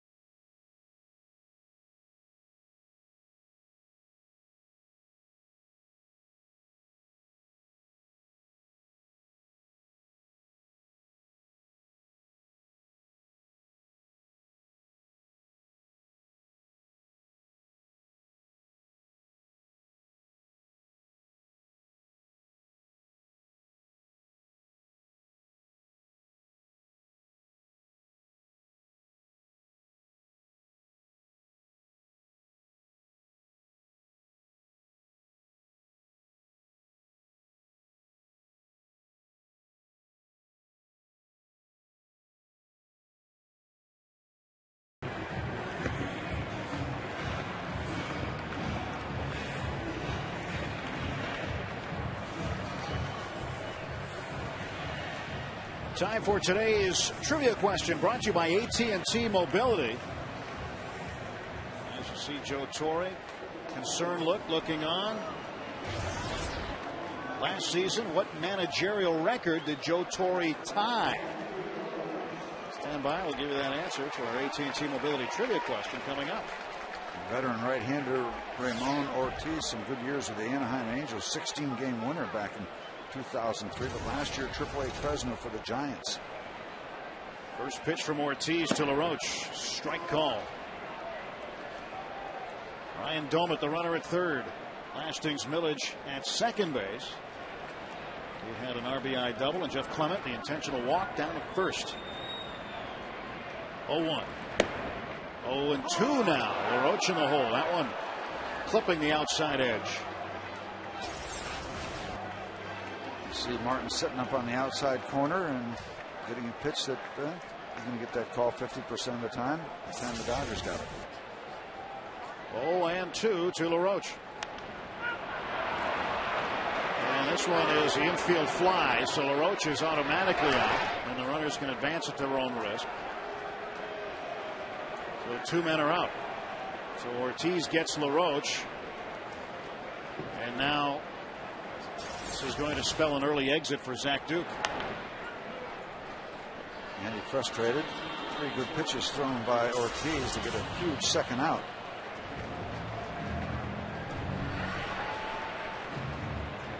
It'll be your first look at Ryan Church. He will have to pinch hit for Duke in this situation. And the last look at Zach Duke. Duke ends up going 5 innings. Picking up 2 runs on 7 hits. Ryan Church, former Met, former Brave, former Washington National. Told me he loves being with the Pirates. Thinks he's going to get plenty of at-bats. Well, if he hits one over the fence here, the love affair would be mutual. Ortiz pitch to Church. Low for ball one. Double barrel action working in the pen. The left-hander is Jack Tashner. The right-hander is DJ Carrasco. Quickly getting ready. Quickly. 1-0. 2-0 to Church. Well, you'd love to see the Pirates bust out here. Zach Duke, caught in a lineup kind of a situation. So he's only going 5 innings. So give him a bunch of runs so you can get off to a good start and pick up a W. Still kind of iffy at 4-2. 2-0. Line drive right center field gap. Dolman scores. Here comes Millage. This might clear him. Clement around third. He's in to score. A 3-run pinch hit double for Ryan Church. Welcome to Pittsburgh. Yeah. He loves Pittsburgh. Well, you're loving Ryan Church right now. Is that fun? Clearing the bases. Everybody coming around. Everybody scoring. There's that extra cushion for Zach.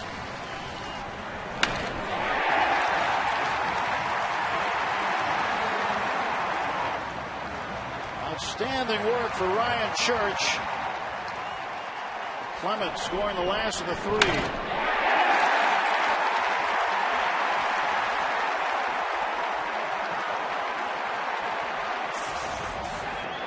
Seven to 2 Pirates. And the chance of let's go Bucks echoing throughout PNC Park.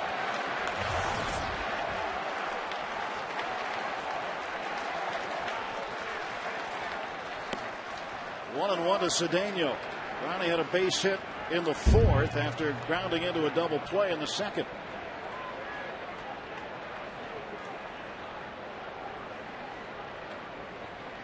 They say an Animal House. Oh boy, this is great. So far. And another strike called to Cedeno. 1-2.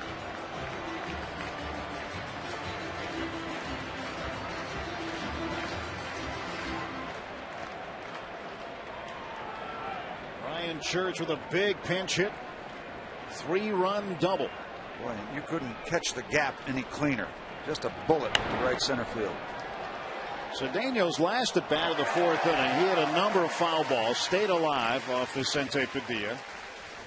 Fouled one after the other, and finally earned an opposite field hit.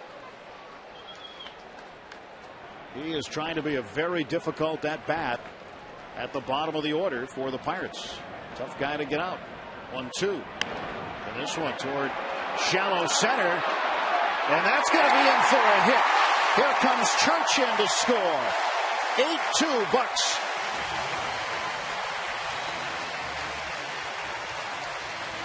Nicely done, and the Pirates will have batted around here in the bottom of the 5th inning.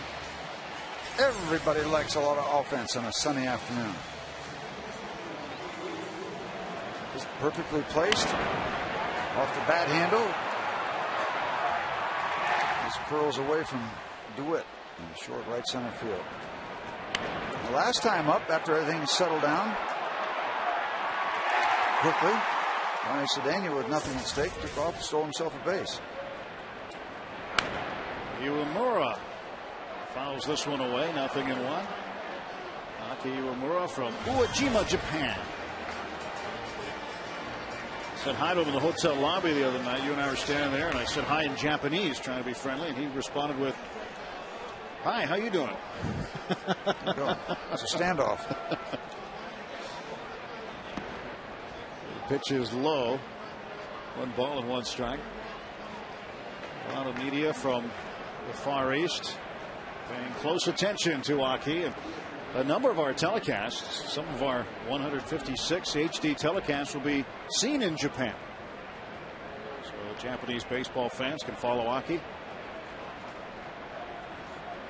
Hiroki Kuroda on the Dodgers roster.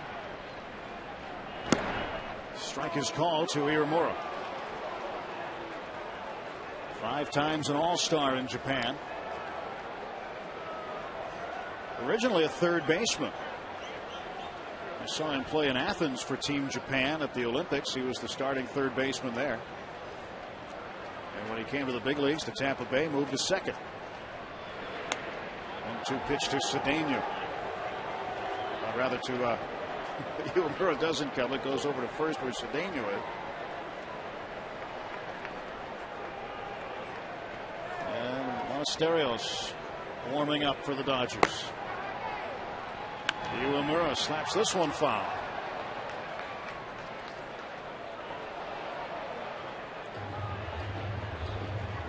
I think the Pirate fans are going to like Aki a lot, Steve. They're going to like the way he plays both at the plate and in the field.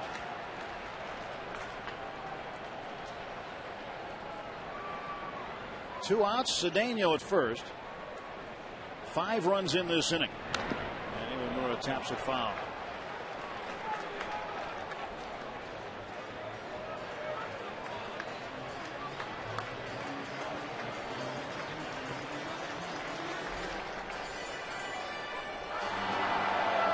You mentioned earlier you're going to talk to Don Long, the hitting coach, about that sweeping swing. Yep. I wonder what kind of a challenge it is for any hitting coach who hasn't taught that kind of hitting all of their life. But Don Long is from out on that West Coast where he's seen a lot of Ichiro. So he's familiar with the technique. And just importantly, convinced by watching Ichiro that it can be a system that works. Yeah, it does work. Don lives out in the Pacific Northwest. 2-2 to Aki. To the right side, Loney. They'll take the easy one at second base, but the Pirates send 9 to the plate. Put 5 up. Ryan Church with the big blow. The pinch hit double, scoring 3. And this crowd at PNC Park loves it.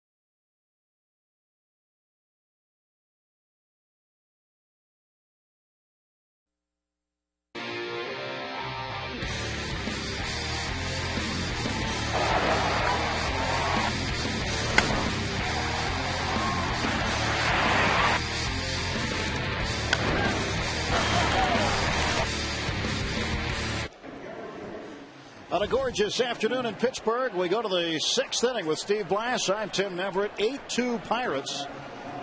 And the new pitcher on for Pittsburgh is newcomer left-hander Jack Tashner. Out of Milwaukee, Wisconsin, some time in the big leagues with the Giants, and then Philadelphia. He's no kid. He's been in over 200 Major League Baseball games, so this is not his first dance. 6'3", 207 pounds. Graduated from the University of Wisconsin at Oshkosh. Well, he had a lot of strikeouts in spring training, which opened a lot of people's eyes. He was getting guys out. Yep. And that was... He pitched his way onto the roster. He was a non-roster invitee, and here he is pitching on opening day. He'll face James Loney, the first baseman. Tashner wearing number 43. He just got that number in Philadelphia prior to the exhibition games there. He had been wearing a number up in the 70s, and it was sort of a subtle hint that he had made the team, because we saw him wearing 43 in Philadelphia and had the conversation. Well, that wasn't his number. He must have been already told he's in. Better 43 than 126. You know, if you're starting at 70, you want to go downstairs.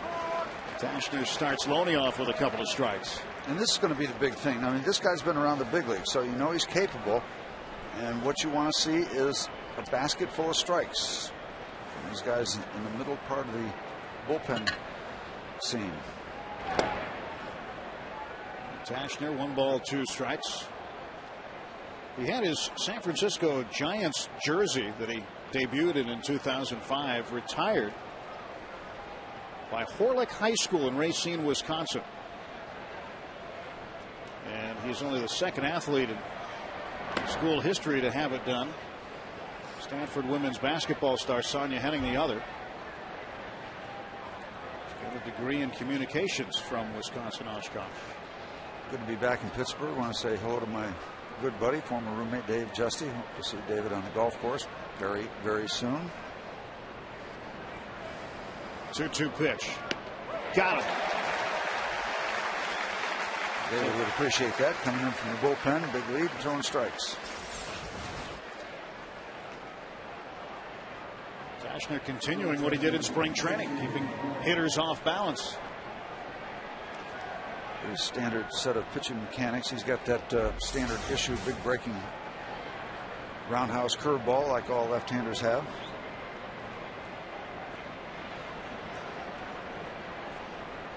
Casey Blake, third baseman. Line shot to left. 1 out single. Dodgers with a base runner in the 6th. Well, Tashner had great success in college at Wisconsin Oshkosh. His record there, 13-0 over 3 seasons. Won their conference's title 3 times.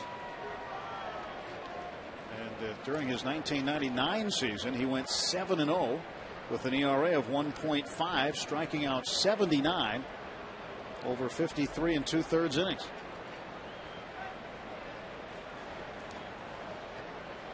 Enough to get him a notice by the Dodgers, by the Giants rather, and Dodgers are noticing him this afternoon. Blake DeWitt, second baseman, takes inside. Involved in a trade involving Ronnie Paulino. Phillies and San Francisco Giants, March last year. Tashner for Paulino. Remember Ronnie? 1-1 the count. Seems like a lot of guys have been involved in a trade for Ronnie Paulino in the last few years, or at least some sort of transaction involving him. Then the share of moving around. Well, Jason Jaramillo, another Racine, Wisconsin guy, backup catcher for the Pirates, replaced Ronnie Paulino on the Pirates roster last year. Paulino sent to Philadelphia, then shipped down south to Florida. This one in the air to right. Jones make the catch for the second out of the Dodgers' 6th. Yeah, nothing wrong with Garrett Jones so far today. Jones has fielded his position rather well.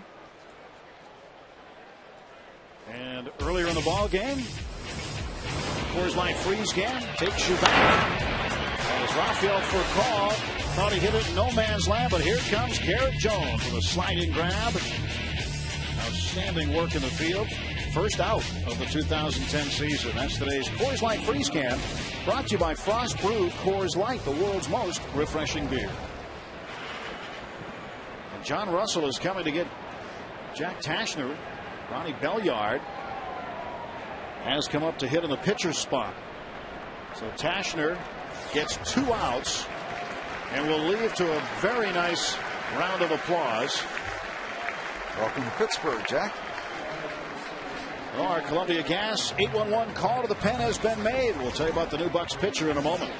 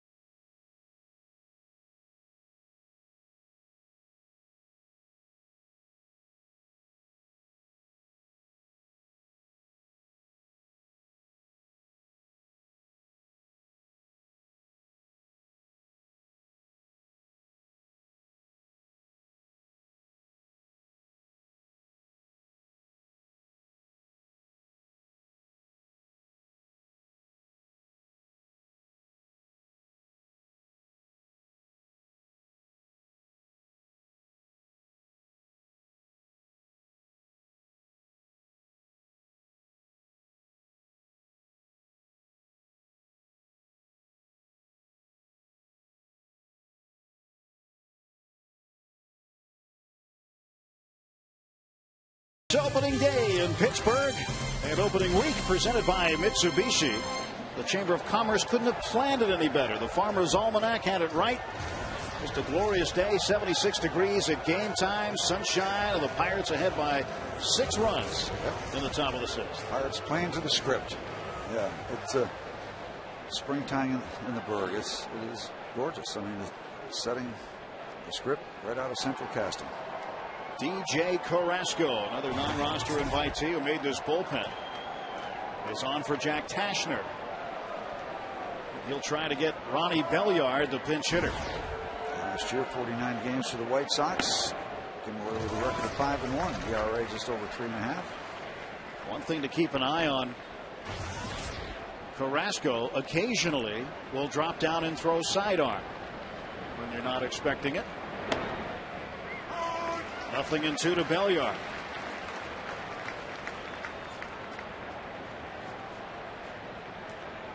Belliard last year down the stretch became the everyday second baseman for the Dodgers. Was re-signed in January to a 1-year contract. DeWitt, the starter today. The Laredo. Ooh, almost got him. That's what they call that little sidearm action. And he'll work on both deliveries. Out in the bullpen, warming up, drops down and tries to twist that curveball around. Belliard shoots it to right. Here comes Jones with a fantastic catch. Oh my goodness, what a play by Garrett Jones to rob Ronnie Belliard. Twice as good as that other one. That other one is good. This one's terrific. This is a tougher play. What a day for Jones.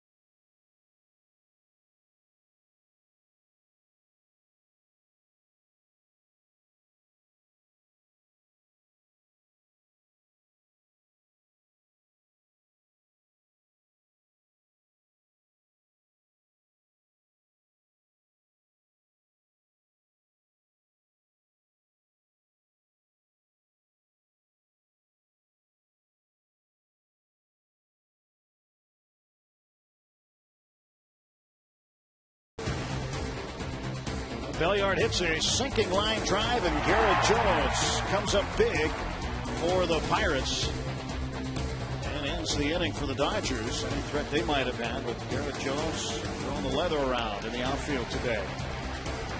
Have yourself a day, Garrett. Standing O for Garrett Jones in his first opening day start in the big leagues. And Jones will come to the plate this inning. He'll follow Andrew McCutchen and hit second. And they'll face a new pitcher. Carlos Monasterios, Venezuelan native. Fired out of the Mets organization. Monasterios.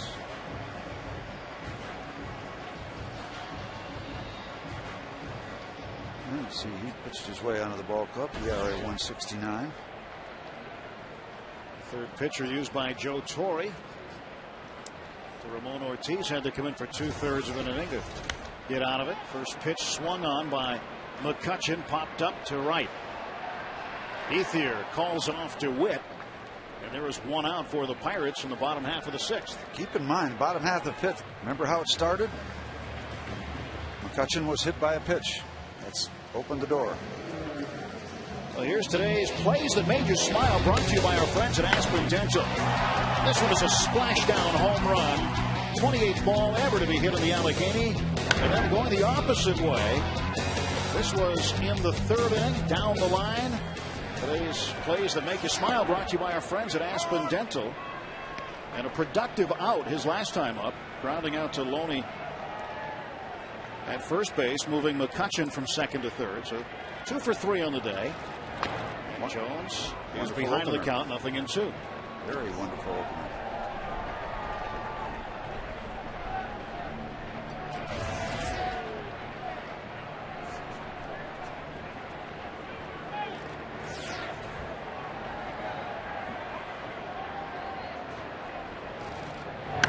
And this one to center.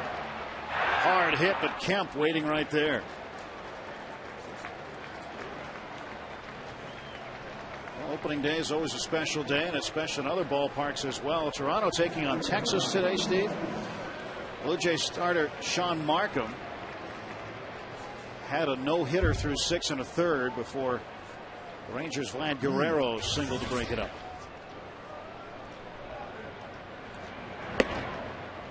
Vlad for so many years with the Angels, now with the Rangers. We'll see him this summer in June when the Pirates venture to Arlington and interleague play to take on. Well, you knew he was going to be special when you saw him in Montreal as a youngster.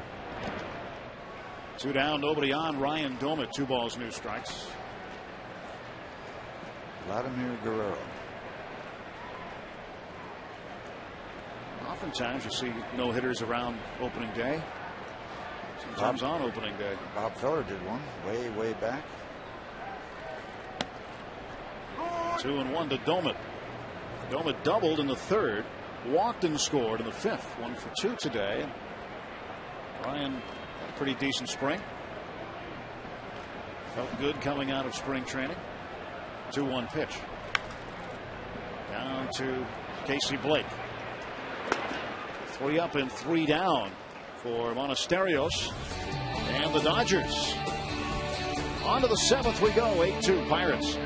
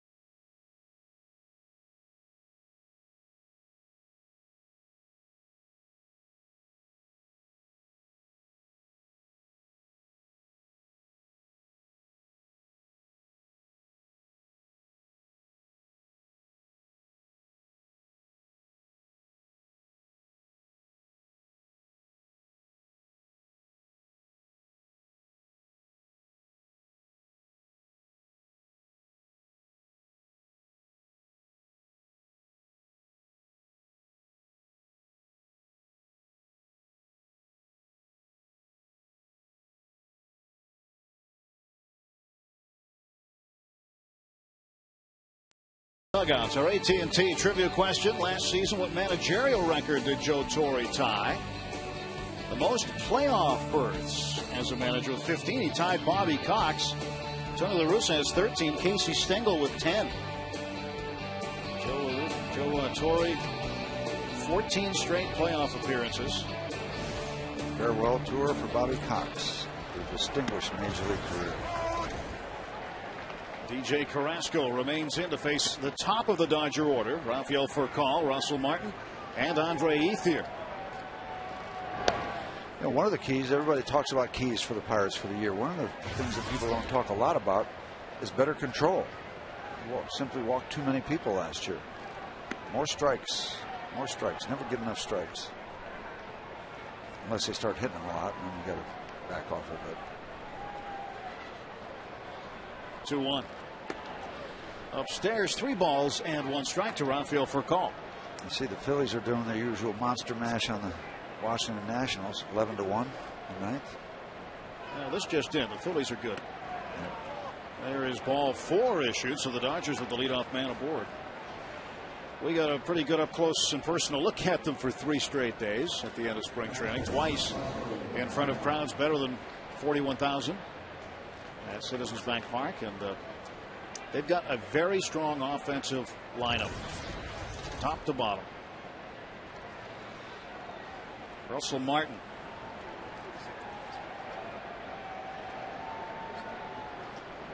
Martin standing in now.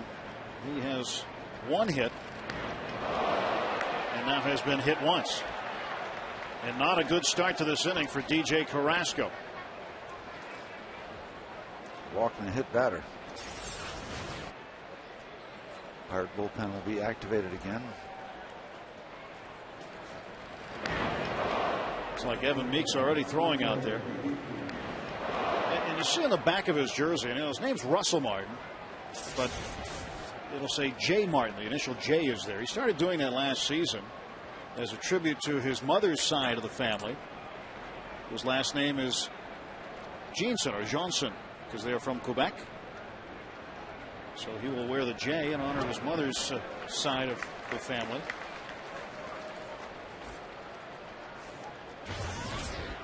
Russell Martin still lives in Chelsea, Quebec.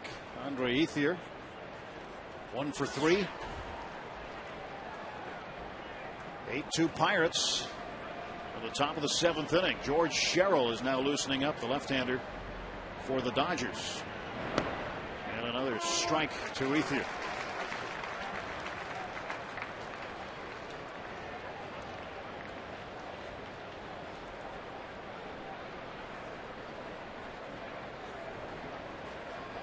Doman getting the signs down as Ethier waits. For call at second. Martin at first.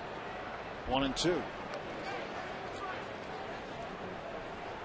Last year's opening day right fielder Brandon Moss, who was designated for assignment during spring training.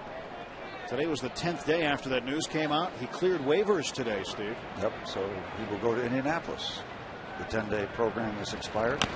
Little chopper in front of home plate. Carrasco on to first, and they take the out there. That's fine. Just take what you can get. You don't have to get them all at once. You don't have to get the double play every time. You got a big lead. Out by out. Get another one to cost you a run. No real damage done. Now the ever dangerous Manny Ramirez.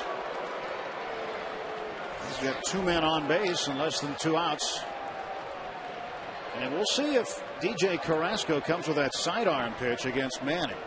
Well, he might want to pick a spot for it. Usually he does. It's not an automatic in each at bat.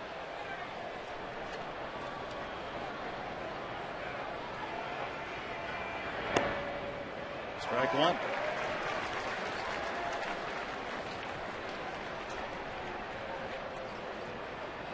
Manny Ramirez with Cleveland and Boston.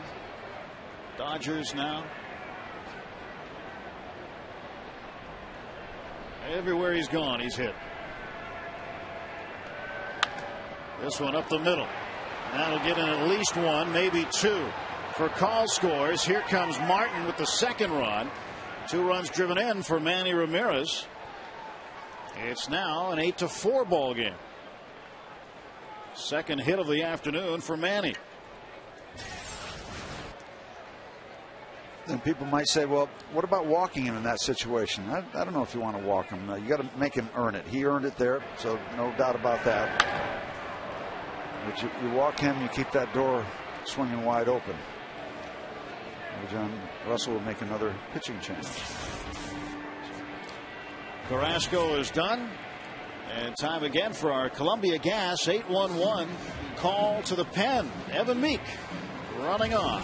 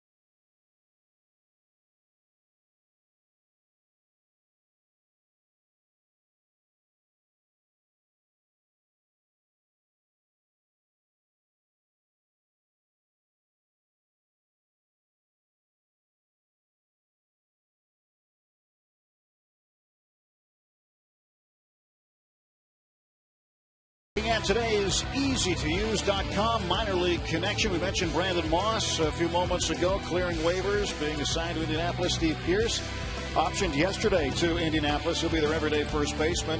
Veteran infielder Ramon Vasquez did not make the club, designated for assignment. He's in limbo right now. Joel Hanrahan on the DL. He'll join the club on the road in Arizona. And Jose Escanio not expected back until sometime in mid-June. Evan Meek. Here's Evan Meek. State of Washington State native. We told you about Don Long being from Washington. Evan Meek coming on here to see if we can clean up the 7th inning. One man is out. Matt Kemp at the plate. The first pitch outside. Ball 1. Ramirez at first. Driving in both Furcal and Martin. Furcal was walked to lead off the inning, and then Russell Martin was plunked by Carrasco. Martinez, I beg your pardon, Manny Ramirez, still his responsibility at first base. 41 appearances for Evan Meek last year for the Pirates. And he falls behind 2-0.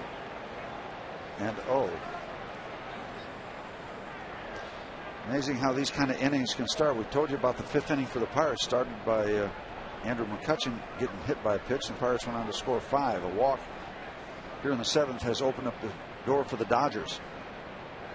2-0. To right center and deep. Jones going back to the wall, and he's not going to get it. Ramirez will be held at third, and into second with a wall double is Matt Kemp. And that's how strong he is. I thought that ball was going to be contained and maybe caught just short of the warning track or on the warning track, but it comes very close to getting out of here. And now things are getting very, very sticky. That ball had a lot of carry to it.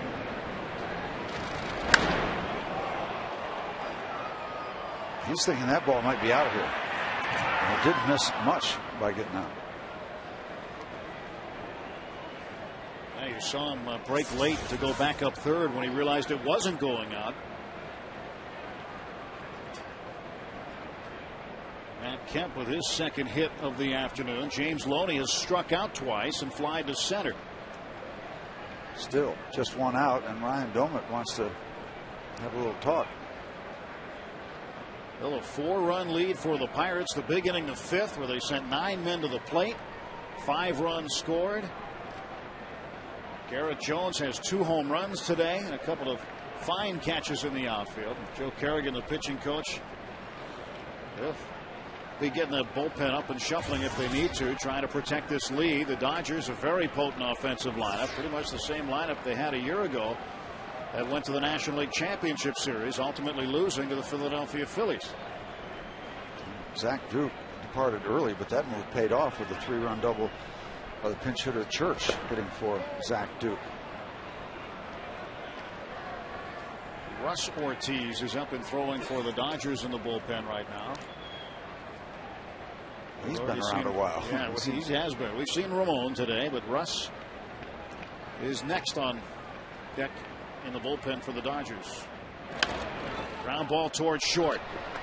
Cedeno takes the out at first. Ramirez scores. 2 down, and it's 8-5. And almost a little traffic situations. You had a runner coming across from second to third. You had LaRoche going towards second in case he was going to have to handle the ball. So there was a lot of congestion. Ronnie Cedeno kept his concentration, as you see in this replay, and gets the only out available.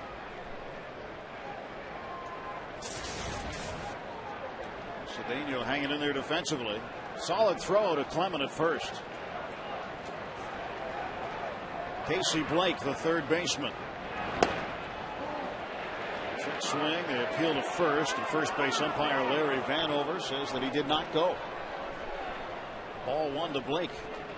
Doesn't seem like much, but you'd love to have this 3-run cushion, not let that runner get in from third, and you see the apparently short enough swing. 2-0. Yeah, if you that runner scores now, you got an 8-6 ball game. It just really seems tighter because you get one man on and the tying run comes up. So let's keep it at 3, and you have a better feel about the whole thing here as the afternoon wears on. Good fastball. Yeah, nice pop in the glove. And he 92-mile-an-hour fastball. Yep. It can seem like a blur, especially if you were to stand up there and watch a ball coming at you like that.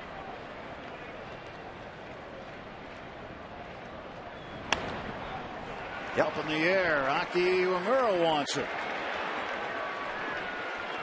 That's the end of the Dodgers' 7th inning. Couple of runs come in as they edge a little bit closer. 7th inning stretch time. It's 8-5 Pirates.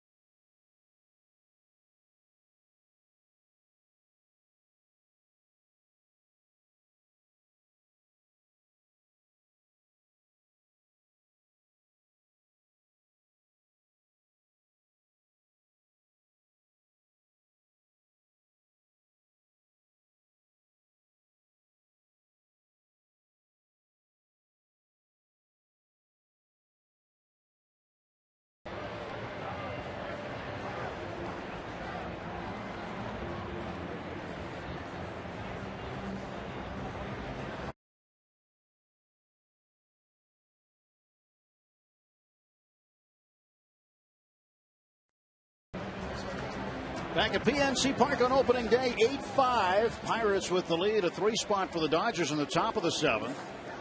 Made it a little less comfortable for the Pirates pitching staff, but they'd like to try to get some back here as they'll see Lastings Milledge, Jeff Clement, and Andy LaRoche face veteran right-hander Russ Ortiz. Beautiful shot. Corner of Mazeroski Way and General Robinson. Aerial photographs today, courtesy of the Goodyear Blimp.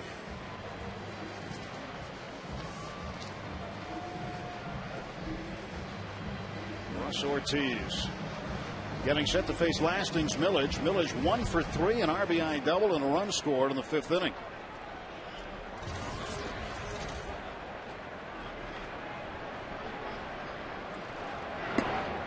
Ball 1 to Milledge.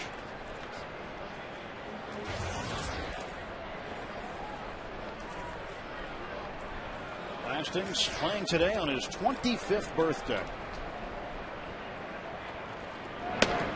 He'll take a strike that time, 1-1. Russ Ortiz was 21-7 for the Atlanta Braves in 2003. He has won 113 Major League games. 2-1. He actually started a game in spring training this year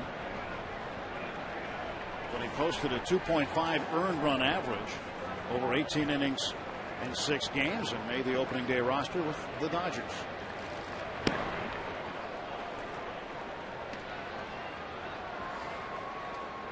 Well, you'd like to add on a little bit and or tighten things down in the 8th and 9th inning against the Dodgers, because you don't want to let this one get away. You never want to let anything get away, but when you're up 8-2 in front of a sellout crowd, you want to finish the deal. 2-2 is low. Count full, 3-2 for the Pirates in the bullpen right now. Another veteran, right-hander Brendan Donnelly, loosening up. Yeah, you might think the plan would be to have Donnelly do the 8th and Dotel do the 9th. Might be part of the script. But that could change if you add on a bunch of runs. Down to third, Casey Blake throws out Lastings Milledge, 1 away. Ray Searage working with him in the bullpen. Sirich, a former Dodger pitcher. And Brendan Donnelly. I know you love his delivery, Steve. It is violent. Violent.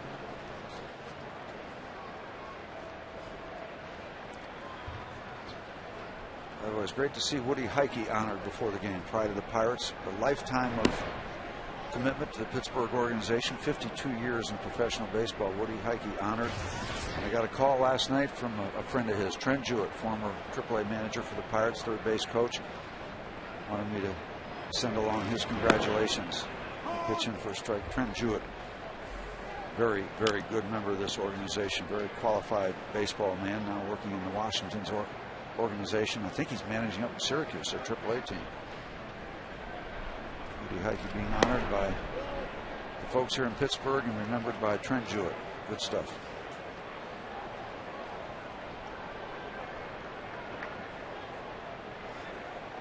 Two and one on Clement.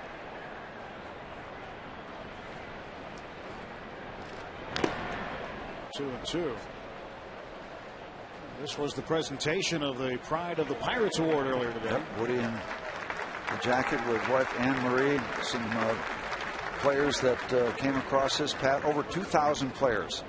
Think of that. Coming across the path of Woody Hiking. All of them a little bit better than when they started. Well, Clement hit that one into the upper deck, but too far foul. Nice presentation and words of praise by Tom Prince, who does some coaching now for the Pirates and managing. And been in front of Woody Heike's for a lot of years. Woody down in Bradenton has influenced the lives of lots of young professional baseball players. Lots of them. Clement hammers the 2-2 down the line, and that one's going to hook. He's just had two pitches in a row where he's blasted him foul. Just a little bit out in front.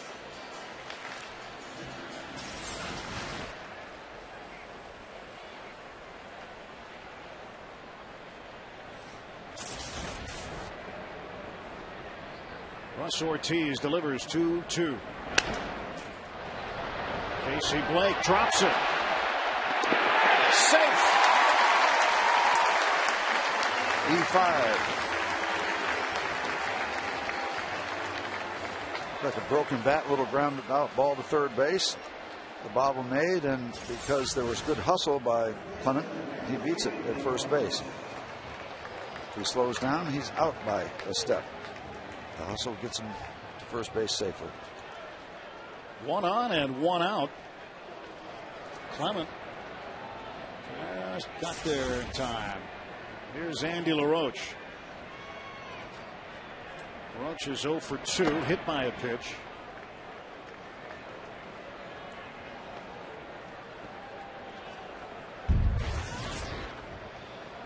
Two Pirates plunked.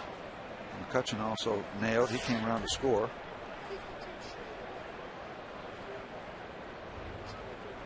Roach looks out at Ortiz. And the pitch. This is going to be a tough one for Loney. And he goes into the seats, and the ball stays in the field of play.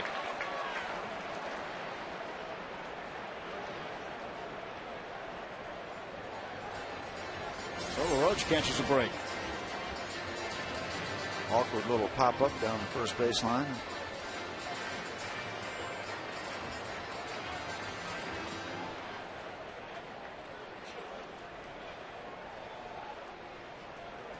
Well, he'll see that a few times on the highlight films, the low light films.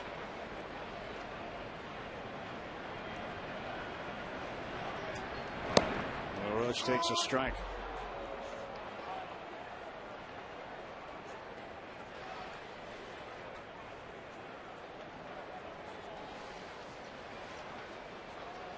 One out and one on for the Pirates in the bottom half of the seventh.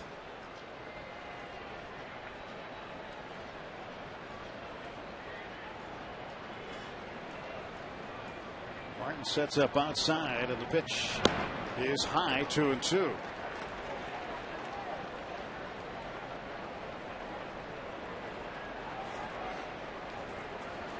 Look at Andy, and what he's been able to accomplish. He knows he's got the Pirates' #1 prospect right behind him in AAA in Pedro Alvarez. But he goes out every day and plays his best. Fouls it back. Second time he's been on an opening day roster. Started at third last year also. Delwyn Young out on deck to hit in the pitcher spot 8th. What a spring Delwyn had. One of the best in the majors offensively.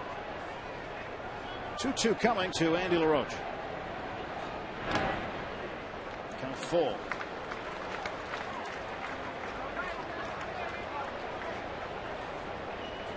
Expect to see Mr. Clement take off.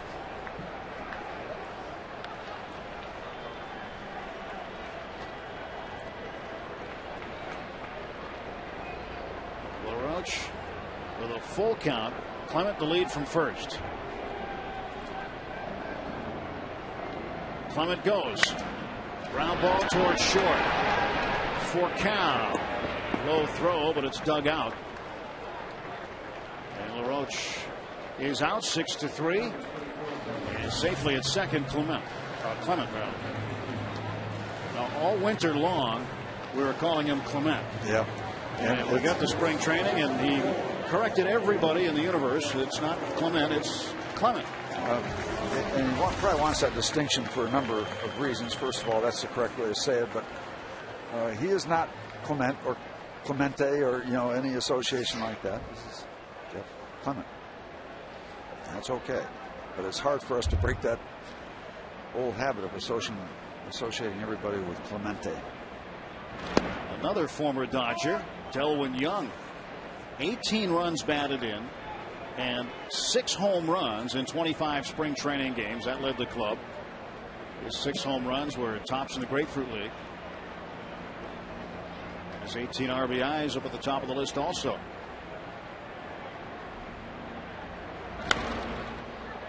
Delwyn Young, who secured his bench spot because of his bat.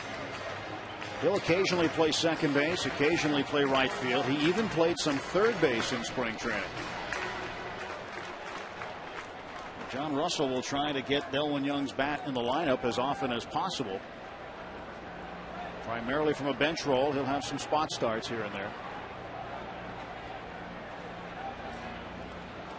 Russ Ortiz ahead, 0-2. And he struck him out. So the Pirates will strand a man, and we're through 7 innings at PNC Park. It's a 3-run lead for the Pirates.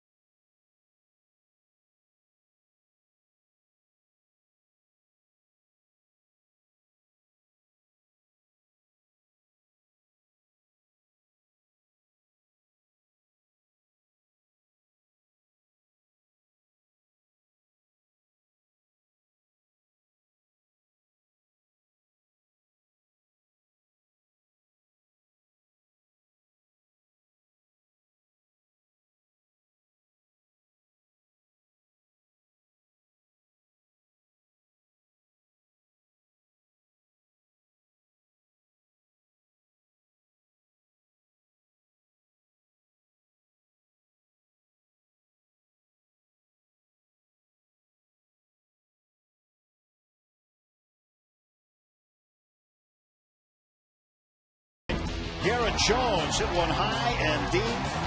Splashdown.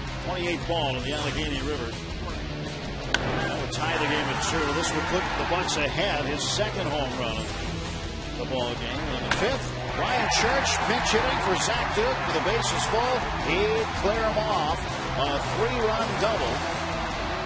Brian Church making a very good first impression in Pittsburgh.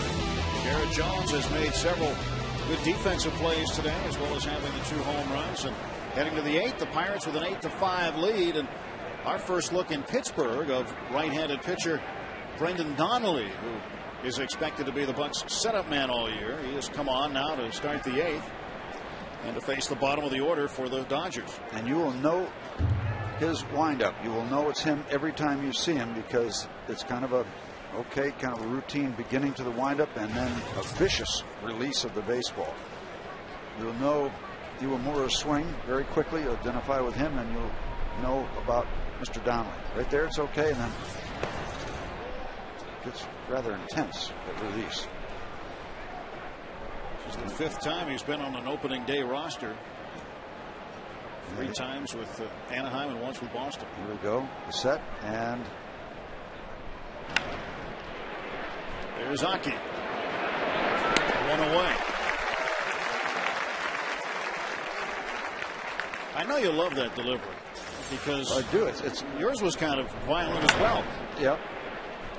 Actually, it didn't look quite as violent there as we saw in spring training, but it can be difficult for a batter to keep up with everything. Because all of a sudden you got to speed up your anticipation of the ball getting to you. As he comes to the set position, okay, and then get ready. Southern California knows this hitter pretty well because he'd been with the Angels for so long. Garrett Anderson. Pinch hitting in the number 9 spot for the pitcher Ortiz. A lot of productive years for Garrett Anderson.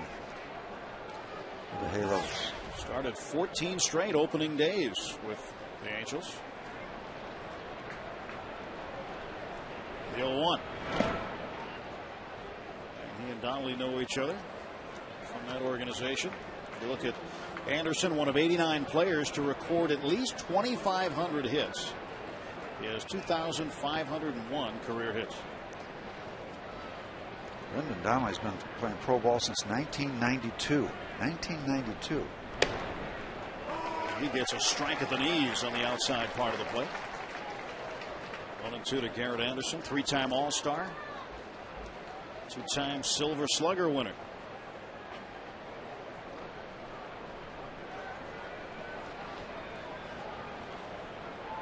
One ball, 2-strike offering. Iwamura can't get it. Base hit for Anderson.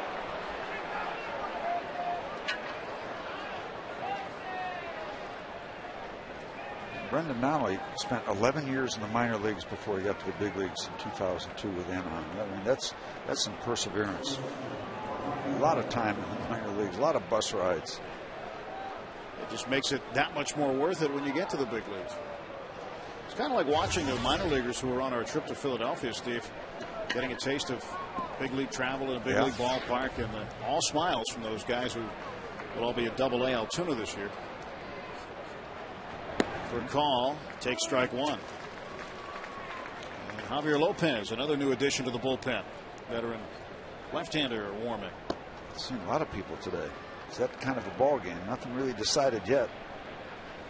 Top of the 8th, 8-5 Pirates. The pitch. 1-1.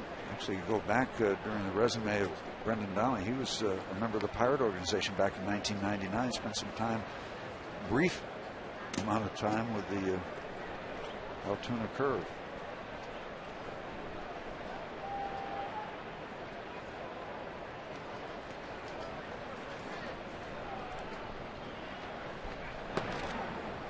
Two balls, 1 strike to Furcal. Furcal reached base in the 7th inning on a walk to lead off the inning. DJ Carrasco walked him, and he eventually would come around to score one of 3 Los Angeles runs to score in the top of the 7th. 1 out and 1 on. 2-1 pitch. This one into shallow right field, a base hit, little bleeder. And rounding second and heading for third is Anderson. The throw cut off by Cedeno. Runners at the corners, and now the tying run coming to the plate for Los Angeles. Just a little flare off the fists.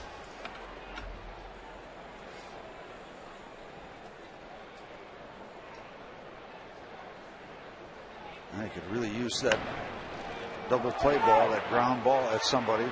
Just soon face Ethier and Manny Ramirez in the 9th inning. Now, Brendan Donnelly not known to be the sinker ball pitcher that produces a lot of ground balls, but still not against the law to get one.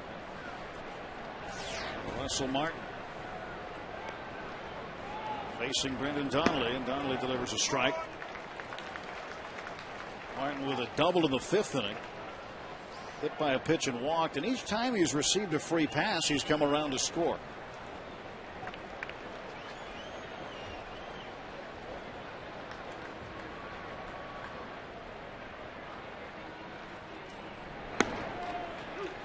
Nothing in 2 to Martin. Dodgers with twin action in the bullpen. George Sherrill is back up for the 2nd time. A left-hander and a right-hander. Jeff Weaver also working. Lopez continues to throw for the Pirates. Runners off the corners. 0-2 pitch. Call. Strike 3. Got him on the inside corner. Large. Maybe as big an out as we have seen so far in this ball game. Ryan Doumit framing it, and the portrait is completed. Donnelly challenging him. 0-2, and he painted that inside part of the plate. Now Andre Ethier. Ethier, one of the better clutch hitters in baseball a year ago. So Donnelly's got a tough job to get him out. 1st and 3rd, 2 down. Here's strike 1.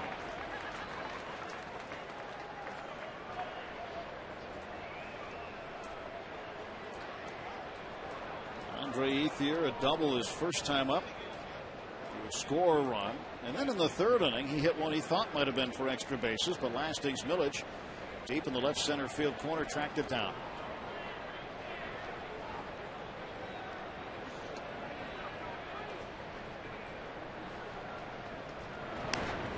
Two strikes.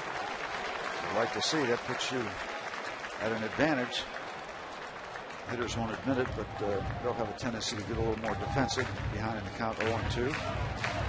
He's backed up by the batting averages. Batting averages 0-2, not nearly as good as they are when the batter is ahead 2-0. It's been that way for about 100 years. Anderson at 3rd for Call at 1st. The stretch and the 0-2 coming to Andre Ethier. Off the plate outside, 1-2. The collective groan now as we get deeper into this ball game. Everybody trying to get the Pirate train into the barn. Wanting that call. Well outside, off the outside corner.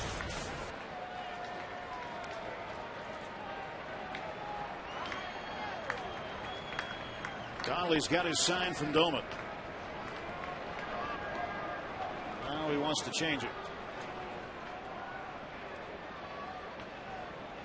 Great crowd on hand here today. 39,024. It's the 2nd largest crowd for an opener at PNC Park, and the 4th largest crowd all time here. And they're getting a good ball game, perfect weather. And a tense moment right now with 2 on and 2 out. Donnelly trying to get out Andre Ethier. Down the right field line, and that will be foul. Wow. A collective holding of a breathing apparatus there by over 30,000 people. Ah. And then ah.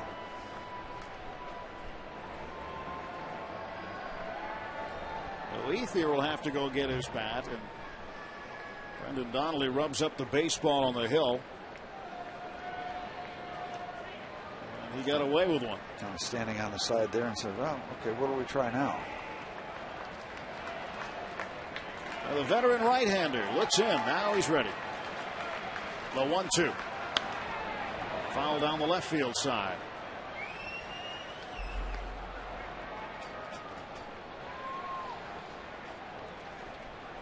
Glad you're watching us today on FSN, this is one of a record number of HD telecasts of Pirates baseball you'll see this year. Expecting 156 telecasts, all in high definition.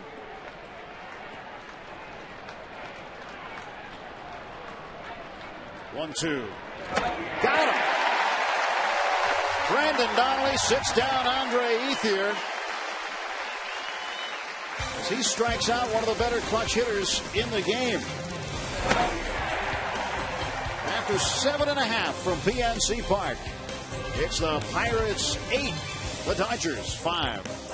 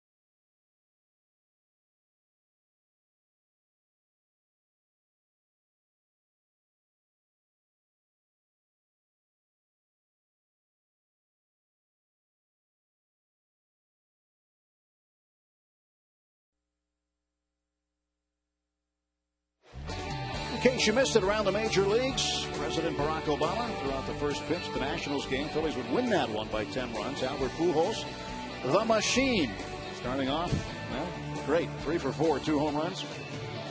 Cardinals a winner. David Wright, 2-run home run. His first at bat. Mets down on the Marlins. Sean Markham of Toronto lost a no-hitter in the 7th inning. Vlad Guerrero of the Rangers broke that up. Blue Jays leading the Rangers 4-3.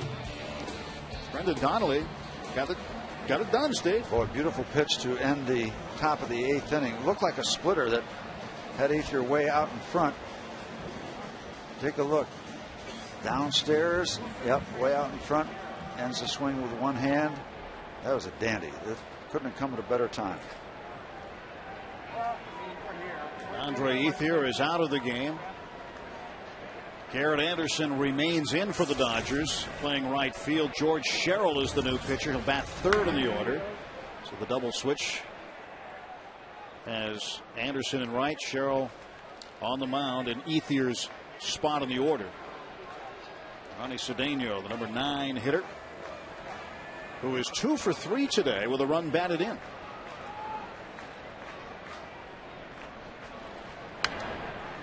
Sherrill was acquired by the Dodgers last year from the Orioles. Check this setup. When he goes to the stretch position, he's got his lead foot and pointing over toward first base. Almost got his back to home plate and comes back around. Cedeno hits one into the air, left center field. Matt Kemp runs it down.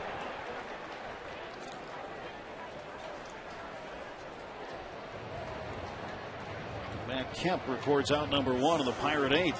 Pirates postgame is coming up next with extended highlights and analysis, plus our closer, Kent Tekulve, is ready to answer your questions and break down key plays. Pirates postgame is next on FSN. Look forward to that. Paul Alexander will be in there with him.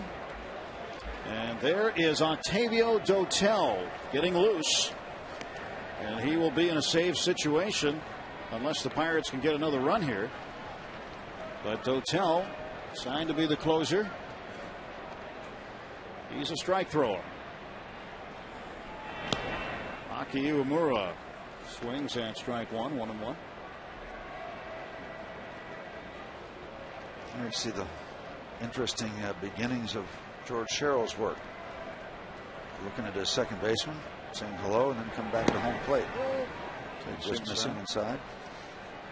Well, Iwamura did pretty well against lefties last year, hitting .368 in the 69 games he played with Tampa Bay. Aki today 0 for 3 with a walk. Goes to the left side for a call with a backhand stab, and he throws out Iwamura.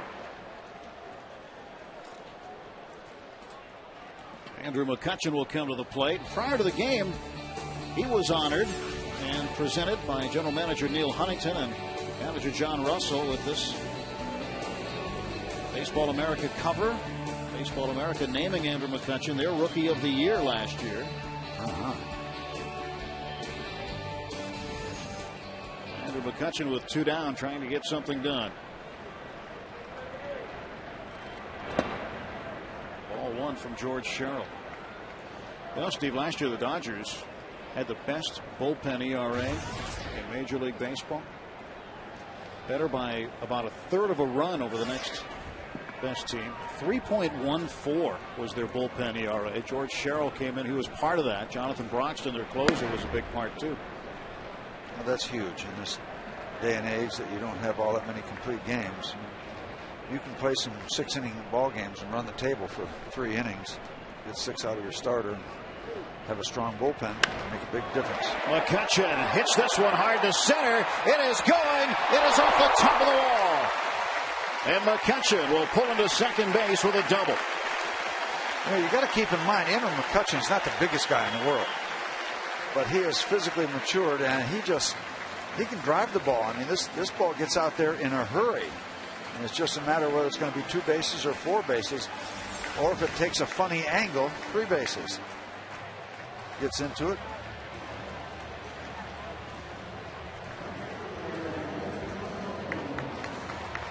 Right off the top of the wall. Didn't miss by more than a foot of being out of here.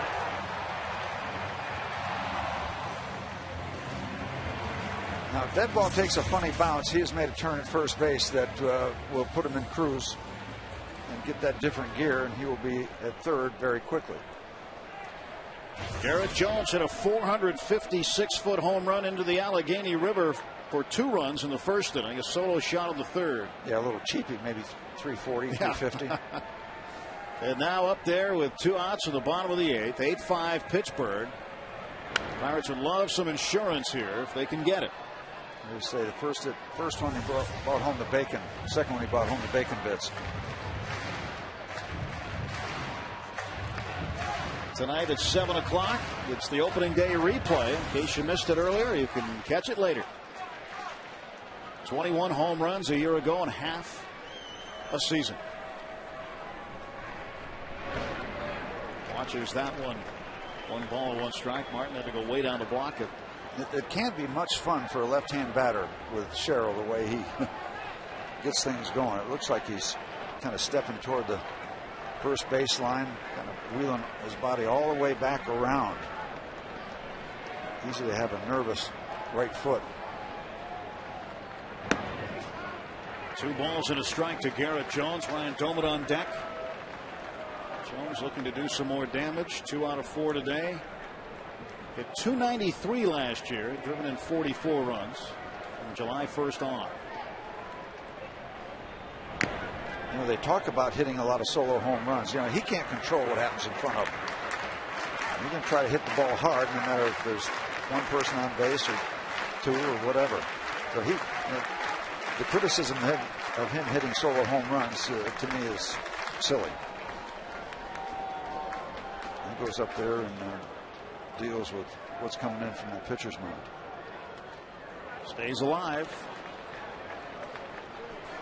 We'll have another from George Sherrill. And you mentioned it earlier in the game, Steve. The Dodger bullpen down a man today. Ramon Troncoso had to leave to be with his wife, who went into labor. And he is definitely a big part of that Dodger bullpen. Became a big part of it last year. 2 balls, 2 strikes to Garrett Jones. 2 outs. McCutchen at second. 3-2.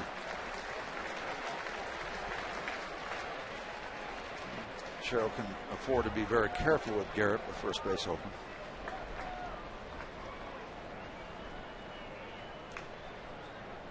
So it's payoff pitch time for George Sherrill. Doman on deck, looking for a chance here in the 8th. Goes to the backstop, ball 4, and down to third goes McCutchen. Caught a flyer on that one.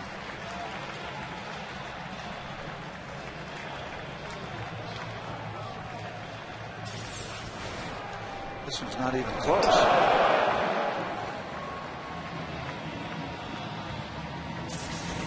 Almost hit the mascot. Rick Honeycutt, the pitching coach, is going to come out and talk to Sherrill. Shades of Bull Durham. But Kevin Costner said, just hit the mascot. Yeah. Don't ask me why. Just hit the mascot. Just hit him. Well, he wasn't really nearby, but that's the expression we like to use. Follow the Pirates on your iPhone, iPod Touch, BlackBerry, and Android phone with MLB.com at Bat 2010, featuring play-by-play, video highlights, and live audio broadcasts. Visit Pirates.com today on your iPhone, iPod Touch, Android, or BlackBerry for more details. Can you do it on the iPad too, Steve? Well, with my work with it, yeah. Well, I don't think we need to even ask that question. Because of the iPhone, iPod Touch, Android, or BlackBerry, I'm guessing you own none of the above. That's correct. That's correct. But I'm familiar with all. We're working on it, though. Trying to get you there. How's that Morse code treat? Well, you put that blanket over the fire and you can talk to anybody, anywhere. Well, McCutchen the runner at third and Jones at first base. 2 men are out, bottom of the 8th. Pirates a 3-run lead, 8 runs on 9 hits, 5 runs on 12 hits for the Dodgers. The pitch on the way to Ryan Doman. Taps it foul. Sal's trying to give you some credit for being as advanced as being able to understand and operate Morse code, but you went with the smoke signals. Well, the thing is, too, if that doesn't work, just put your ear down to the ground. You can tell anybody that somebody's gaining ground on you. Sherrill's 0-1. 1 ball and 1 strike. I see they took your sign down in front of the radio booth. I took it down. You got it. You got it in your garage. I got it in the garage. Yep. Can put it up on the side of the house. So I would if I were you. That's a great. After every part went. That's a great thing. 1-1. 1-2.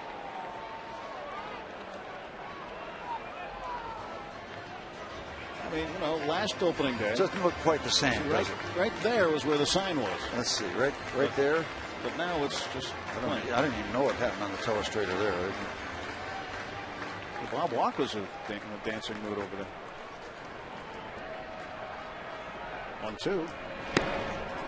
2-2. Great to see Bob and Greg. Greg Brown has changed out of his tie and suit jacket, hosting the on-field ceremonies prior to the game. Bob holding the fort up in the booth.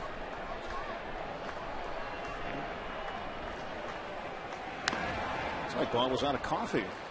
Well, apparently there was a new coffee pot purchased for Bob, and apparently it was defective. And they're in the process now of getting something that works. I'm wondering, he must be running low from all the coffee he got a few seasons ago. He must be running low on that supply.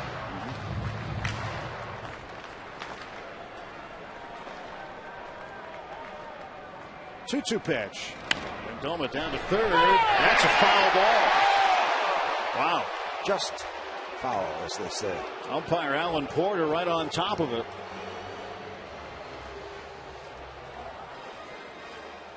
Very decisive. Didn't waste any time with the call. When that bounce goes over the vicinity of third base, they've got to decide whether it was in line with third base or on one side or the other.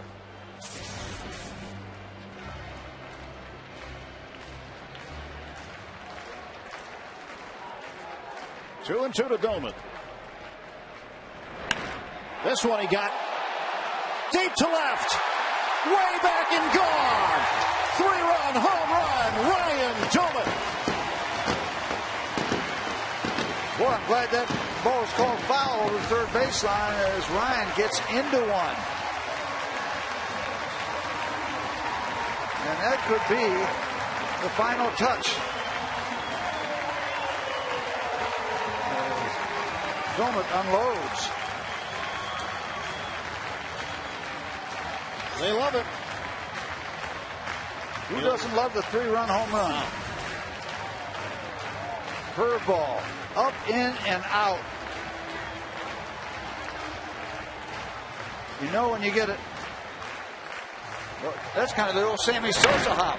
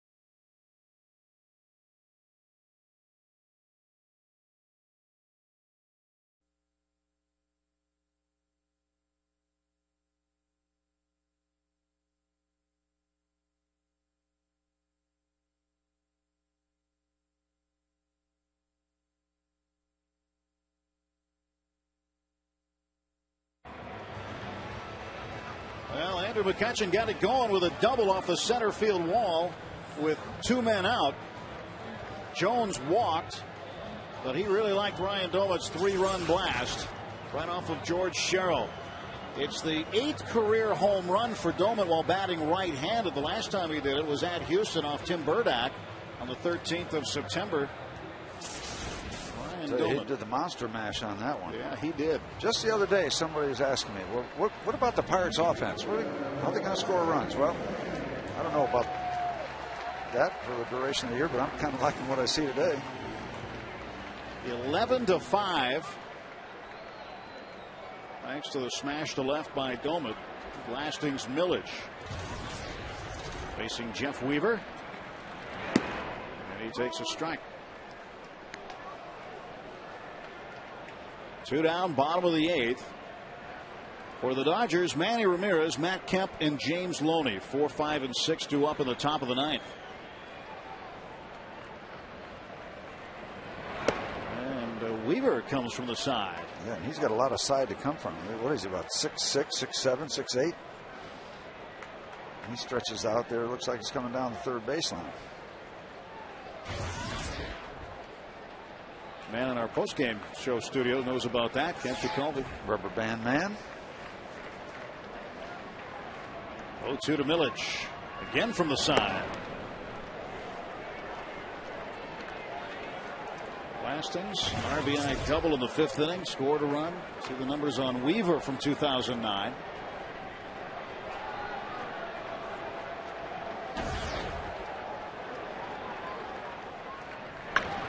Millage pokes it to right. Garrett Anderson will haul it in. But an exciting 8th inning as the Pirates add on 3 Ryan Domet, his first home run of 2010. Pirates try to close the door on the Dodgers next.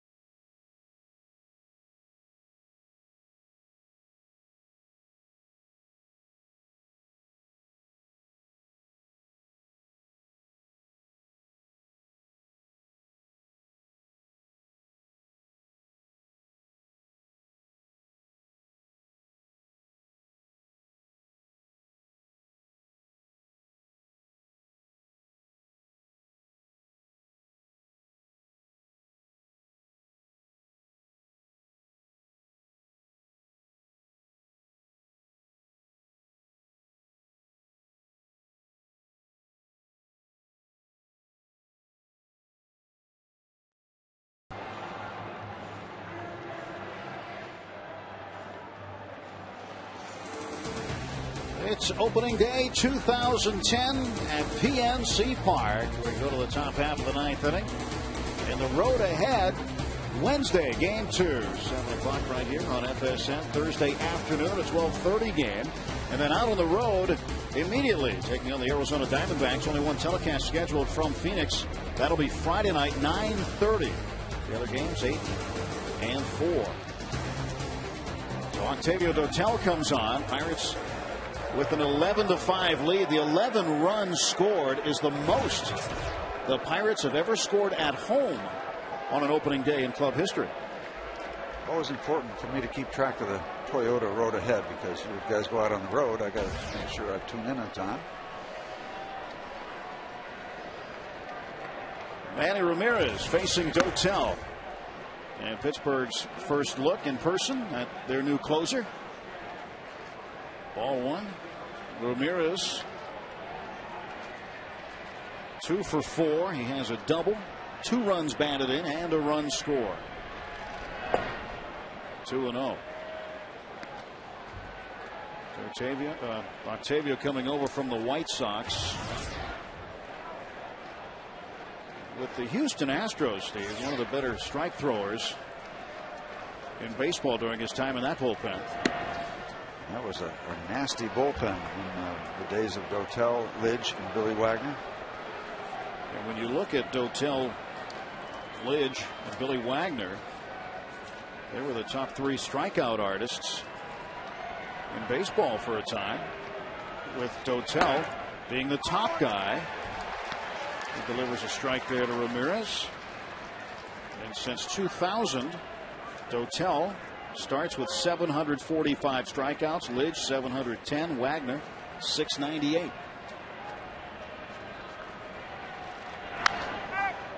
Popped him up. Clement in foul ground. And there is one down. Octavio Dotel feels his right arm is strong, and he's got a lot of life left in it. And I still have some life in my fastball. You guys gonna see it in 2010 season in Pittsburgh. So hopefully, I can feel 100% good, and you guys can enjoy watching me pitch and throwing my fastball, because I'm gonna throw that a lot, no question about it. I've always been doing that. So it's no reason to change. Yeah, he does have a lot left. I watched him in spring training. He's one of those guys that has wonderful concert with his arm and his body together. Lets the body help the arm. He pushes all the way through, so there's a lot of push involving the arm and the body when he comes through the home plate. It's not all arm. He's got that connected delivery. And he's been having some fun in the clubhouse, too. Very talkative. Guys like him. 0-2 pitch. Strike 3 call. Matt Kemp down on strikes, and the Pirates are an out away on opening day. Good time at the ballpark today. A lot of action, a lot of Pirate offense, a lot of sunshine.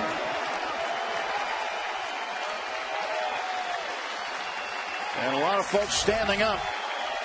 And this is what Octavio Dotel wants. It's not a save situation for him, but he wants people standing and clapping in the ninth. Strike at the knees.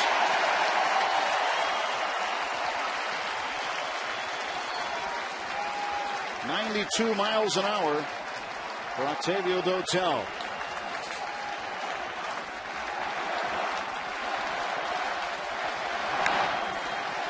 Down to second.